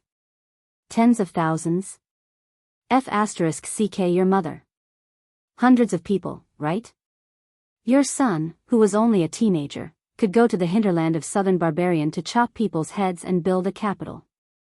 Zhao Bing, when you went, you were defeated, and you lost 3 times. What did Nailan Yusi, who claimed to be able to break a city with a flick of his finger and destroy a country with a wave of his sleeve, do? A big man, he couldn't have gotten pregnant because of you, Zhao Bing, right?" Zhao Yi sighed. Among all the kings, the old king of Jing'an, Zhao Hang, who couldn't recover from the setback, had the most grievances and the greatest limitations. The king of Huainan, Zhao Ying, had the most talent but the least ability. The king of Jiaodong, Zhao Sui, had the softest temper and the least temperament from beginning to end. As for this king, he had the smallest vision and couldn't compete for the title of the best cavalry in the world. He was satisfied with the title of the best navy in the world. He had the smallest ambition and never coveted the throne. He had been like this since he was a child. He even went to lame Su and almost knelt down in front of him so that my brother could sit on the throne. So in these years, outsiders said that this king had a fierce reputation and Su Shao, the king of Biyao, was the awe-inspiring one. If we were to talk about who this prince loathes the most, it would be Zhao Bing. He changes his rudder when the wind blows, burns the bridge after crossing the river, and is a master of honeyed words and swords. It's a pity that imperial brother has always been wholeheartedly guarding against the northwest. No matter how this prince, his biological younger brother of the same father and mother, tries to persuade him, he still refuses to make a move against the southern border. Zhao Yi smiled sadly and looked up at his son, Zhao Yuang, and said self-mockingly, "That year when Su Fengnian came to Guangling River, you had a deadly feud with him. This king deliberately showed weakness to Su Shao and cut a piece of meat from you and sent it to Biyao. Then at this time, he sent a secret letter to my brother. It wasn't to say anything bad about Su Shao and Biyao, but to say that Zhao Bing couldn't be allowed to accumulate power. As a result, my brother still didn't care. If cutting off a few pounds of meat from this king could change my brother's mind, this king would really do it. Since my brother didn't want to be the bad guy, then this king would do it. So in this half a year, this king had people secretly assassinate the crown prince of Yan Qi 4 times, but they all returned without success." Song Li was silent. Zhao Yuang, hearing this for the first time, opened his mouth wide in shock. Zhao Yi threw out the stone that was still warm in his palm. Later, when Qin Jibao entered the capital to take up the post of Minister of War, this king knew that this person would definitely be given the title of king. So, he sent a secret letter to my brother, proposing that Qin Jibao be given the territory between Guangling Road and Nanjiang Road. If Qin Jibao felt that the territory was too small, this king could even give up one more province. The two of you know what the result was. Zhao Yi laughed and said, "Piao, father just wants you to inherit the throne. I don't even hope that my grandson will become a Qinhuang. In the future, he will definitely go to Great Peace City to be a prince of pleasure. But Zhao Bing will be much more domineering as a father." Then Zhao Yi exhaled deeply and waved his hand tiredly. Zhao Yuang and Song Li, who had been silent all this time, retreated. Zhao Yi continued to sit at the mouth of the well, looking at the sky. He was like a fool looking at the sky from the bottom of a well. Chapter 1298. The battlefield was like a melting pot, crushing anything that had anything to do with self-righteousness. In the Biyao Frontier Army, apart from a few high-ranking officers who knew how to use weapons other than the standard, such as Ningame's halberds and Li Mofan's mobile arsenal that could not be viewed with common sense, there were also a few who had their own lances. Other than that, almost all of the border army soldiers did not carry anything that seemed heavy or ingenious. As for the battle between cavalry, it was definitely not like what many people imagined. After charging into each other, they would slow down their horses and attack each other.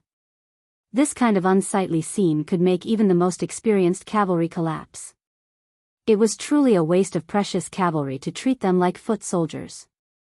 In reality, it was like the two weapons of Jianghu people sparring, dispersing upon contact and then searching for the next opportunity. If the Longxiang army, with 3,000 cavalry chasing 7,000 Chang cavalry, did not achieve any results in the previous charge against Kui's Chang cavalry, after stretching out a distance, Wang Lingbao would turn his head to observe the enemy cavalry's movements and decide whether to directly stop and turn around or slowly circle around to launch a second round of attacks. If there were still no clear signs of victory or defeat in the second round of collisions, Wang Lingbao would have to use the casualties on his side to choose which unit should give up the heavy spears and switch to the lighter cold blades, and which unit should continue to use the spears or the light crossbows. On the battlefield of a stalemate, a small advantage could increase one's advantage, but a single flaw was enough to bury the entire army. From Great General Su Shao to General Qin Jibao, the two people who had left the deepest imprint on the Biyao cavalry both believed in one thing. The true strength of the Su family cavalry was that they had enough patience and strength to wait for the enemy to take the initiative to make a mistake. Encountering such an invulnerable enemy, the Chang cavalry undoubtedly had 8 lifetimes of bad luck. The Chang cavalry originally thought that they were wolves in a flock of sheep. Not only could they eat their fill in Liuzhou, they could even go to the rich central plains and pillage. All of the cavalry had heard year after year of people talking about the beauty of the central plains. There were countless fields and mountains of shining silver. Moreover, the women there were of all shapes and sizes. Most importantly, their skin was much better than the women on the grasslands who were exposed to the sun and wind. To the touch, it was like touching fine silk. But in reality, before the sky turned dark, the beautiful dream was shattered. The 3,000 dragon elephant cavalry killed them like stray dogs. If not for the Chang cavalry's unique speed, in this kind of retreat, under the dragon elephant cavalry's pursuit, they would not even last an hour. The cold crossbows that had been hidden away during the previous charge were finally starting to show their terrifying killing power. For the sake of pursuing the greatest speed, the Chang cavalry even took the initiative to abandon the spears and lances they were unfamiliar with.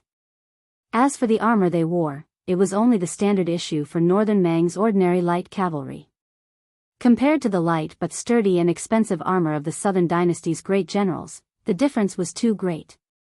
One must know that the crossbows were a freak that successfully combined the strengths of the Qin crossbows and Feng crossbows. They were easy to assemble and disassemble. After 2 generations of Biyao craftsmen improving the bows, the various Zhongliang crossbows had a close to perfect balance. Other than firing speed, the range, penetrative power, and accuracy of the large crossbows were better than the longbows.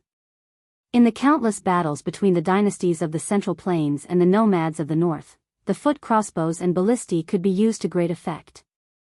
As a result, some people said that for thousands of years, the Central Plains had used 2 things to block the horse hooves of the nomads. The first was the majestic cities and the second was the crossbows.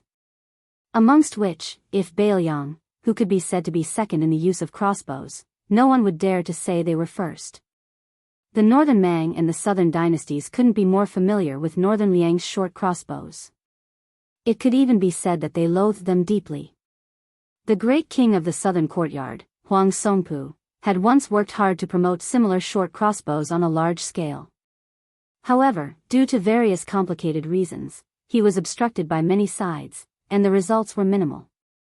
The dragon elephant cavalry with the best riding skills were in charge of stopping the Chang cavalry and slowing them down.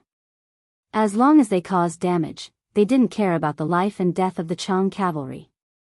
Even if a Chang cavalry fell off their horse, they wouldn't take a second look at the military merit that was within their reach. Everything was left to the comrades behind who didn't have a crossbow to stab and kill with a spear. With such a clear division of labor, it was naturally really vicious and bloody. To these haggard Chang cavalry, the silver lining was that the teen who tossed the black tiger around for fun. After the initial round of killing, he got back on his horse and stopped killing. It wasn't that the Chang cavalry didn't think about fleeing in all directions like birds and beasts to avoid being chased down by the dragon elephant cavalry. However, as soon as this thought appeared, the dragon elephant cavalry, under the command of that tall and sturdy man, immediately had a way to deal with it. Apart from the dragon elephant cavalry and crossbow cavalry that were tangling with the Chang cavalry, the 2,000 dragon elephant spear cavalry quickly spread out, and then suddenly charged forward, all of them raising their crossbows, almost forming a pocket formation with the crossbow cavalry in front of them. When the Chang cavalry gave up on this idea and continued to crazily retreat towards the north, those dragon elephant cavalry gradually slowed down, resting on the backs of their horses. This kind of combat strength was even more hidden than crossbow attacks, making the Chang cavalry feel their scalps go numb and a chill run down their spines. Chapter 1299. The nomads in the north were born to live on horseback. Because they were born with hardships, they had no choice but to fight bravely. However, the vast land also nurtured the unruly nature of the grassland knights that went deep into their bones. They could be brave and fearless and launch a wild charge at lightning speed. However, their messy frontline was not worth mentioning in the eyes of the Central Plains military experts. Their valiant attitude of roaring and waving their blades, and even lifting their butts off the back of the horse, was an edge that had to be polished off in the strict Biyao frontier army. The Biyao cavalry valued unity the most and did not worship heroes who fought alone. Huang Songpu, Lu Gui, and Yang Yuanzhan were able to stand out in Beimang because they preserved the advantages of Beimang and learned the essence of the Central Plains art of war while suppressing the weaknesses of the Beimang. Today, the 3,000 dragon elephant cavalry were the teachers, and the Chang cavalry were the students. The teachers taught the students this principle. Unfortunately, the school fees were too expensive and had to be exchanged with their lives. Wang Lingbao calculated the speed of the Chang cavalry's retreat, the geography of the southern dynasty's border, the distribution of troops, and the speed of the other two dragon elephant cavalry's reinforcements.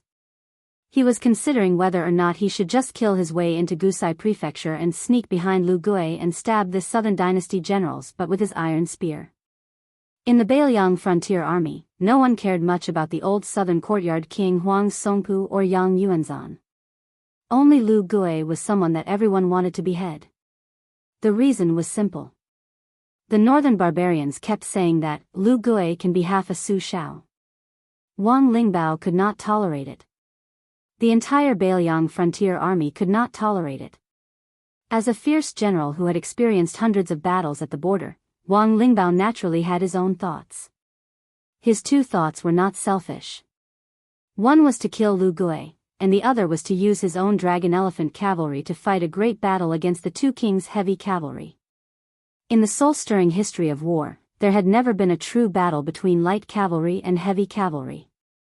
Even Liang Mang, who produced a lot of warhorses and had excellent horse management, used light cavalry more often in their 20 years of confrontation. They had enough mobility to launch surprise attacks and pursue. On the border of Liang Mang, where blood was destined to flow for thousands of miles in the future, both sides had the best warhorses, the sharpest warblades, the bravest cavalry, and the most spacious and flat battlefield. Perhaps one day, the first battle between heavy cavalry in the history of war would erupt. Among the Beiliang cavalry, besides the great snow dragon cavalry, there were close to 6,000 heavy cavalry from the old Long Xiang army. Meanwhile, the great snow dragon riders were Beiliang's most crucial asset and wouldn't be easily mobilized. As a result, Wang Lingbao firmly believed that he had a high chance of letting the entire world see what a battle of heavy cavalry was like. For the next 100 or 1,000 years, there would be people who would never forget about this. No one would forget that there was an army called the Beiliang cavalry. Wang Lingbao never had any sense of righteousness for the country or the people. As for Beiliang defending the northwest to the death, they were schemed against by the Liang imperial court and treated as heartless barbarians by the people of the Central Plains. Did he not have any resentment? He did, and it was a great deal. However, the history books could forget about Wang Lingbao, a small figure who died, but they could not forget the general's life's work, the Beiliang army. Wang Lingbao suddenly saw the commander wave at him. He quickly rode forward, and Su Longxian calmly said, "Lead the troops and chase for 30 miles. Kill as many as you can, and then return to Qingsang City." Although Wang Lingbao was full of doubts, he still didn't have any doubts. Then, this deputy general of the Long Xiang army saw the youth reveal a rare savage smile. He jumped onto the black tiger and charged north, directly leaping over a large group of Chang cavalry and heading north alone. Could it be that there was a big fish ahead of him? Wang Lingbao naturally wanted more military merits. It would be even better if he could go to Gusai province and show off. However, he wasn't a brute who didn't know the importance of things. The military merits of all 8,000 Chang cavalry added together couldn't compare to Su Longxiang. Someone who could move the heart of the young commander was definitely not a small fry. Wang Lingbao immediately made a decision. After calling over a few captains, he ordered in a deep voice, "Within 30 miles, kill all the Chang cavalry. If you miss a few, you will have their merits deducted. If your merits aren't enough, what will happen to you?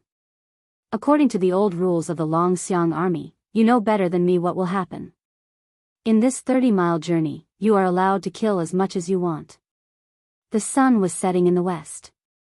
More than 100 li north of the youth on the black tiger, two people didn't ride horses.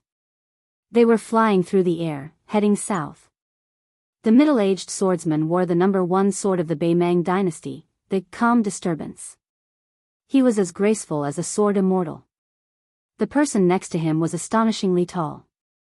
He was twice as tall as the Jiangnan girl. His entire body was golden, and his face was solemn. He was like a divine general of the heavenly court who had descended into the mortal world. Another 100 li behind them, a rider was galloping. The rider wore a black bamboo hat and was shrouded in a wide black robe. He seemed to be afraid of sunlight. His fingers holding the reins were constantly trembling. It wasn't just his fingers and arms that were trembling. His entire body was trembling. Even his lips and teeth were no exception. This was the price one had to pay to reincarnate in someone else's body. It was precisely because he had paid such a painful price that he was able to linger on at death's door. He wanted the Su brothers to die more than anyone else, and he wanted them to die even more miserably than him. He truly had died, and someone had torn him apart while he was still alive. But planting a willow would produce shade. He was a willow. He had relied on a long-lost secret art of the Qin dynasty to come back from the dead. Chapter 1300. As the sun set in the west, it was like an old man past his prime. Unable to bear the silence any longer, large clouds of fire gathered in the western sky, burning brilliantly. As the saying goes, one can't go out early, but one can travel 1,000 miles late. Then there would definitely be people who wouldn't have the chance to go on a long journey tomorrow. The sunlight shone so brightly that the green-clothed swordsman in the desert seemed to be wearing a golden armor. The middle-aged swordsman walked a few feet above the 1,000 miles of yellow sand and looked up at the rosy clouds in the west. His left thumb pressed on the sword hilt, and the ancient sword in the scabbard was about to come out. Originally, with his lofty character, he wouldn't join hands with others to target someone. However, he was in the sect and had no choice. Since it was the Empress and the Taiping Commandant's instructions, he could only act against his will. According to the signs revealed by the hibernation vat in Shijing, Su Longxiang should be nearby. However, it would take a bit of luck to meet and kill him. After all, it was not easy to find a cavalry of 10,000 people in the thousands of miles of yellow sand at the border, let alone one person. It was tantamount to finding a needle in a haystack. If Su Longxiang had reached the celestial state, where he could resonate with heaven and earth, Huang Qing could barely reach the celestial state. However, according to the spies of the spider web, this young man who was born in the Vajra realm eventually stayed at the threshold of the finger mystery realm. He didn't choose to break through the realm like a hot knife through butter.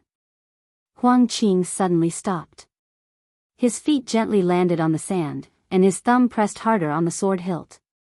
In an instant, 6 or 7 wisps of sword chi lingered around the calm storm scabbard. In the chess and sword music school, the bronze man grandmaster, who was 1 generation higher than the Taiping commandant, also stopped.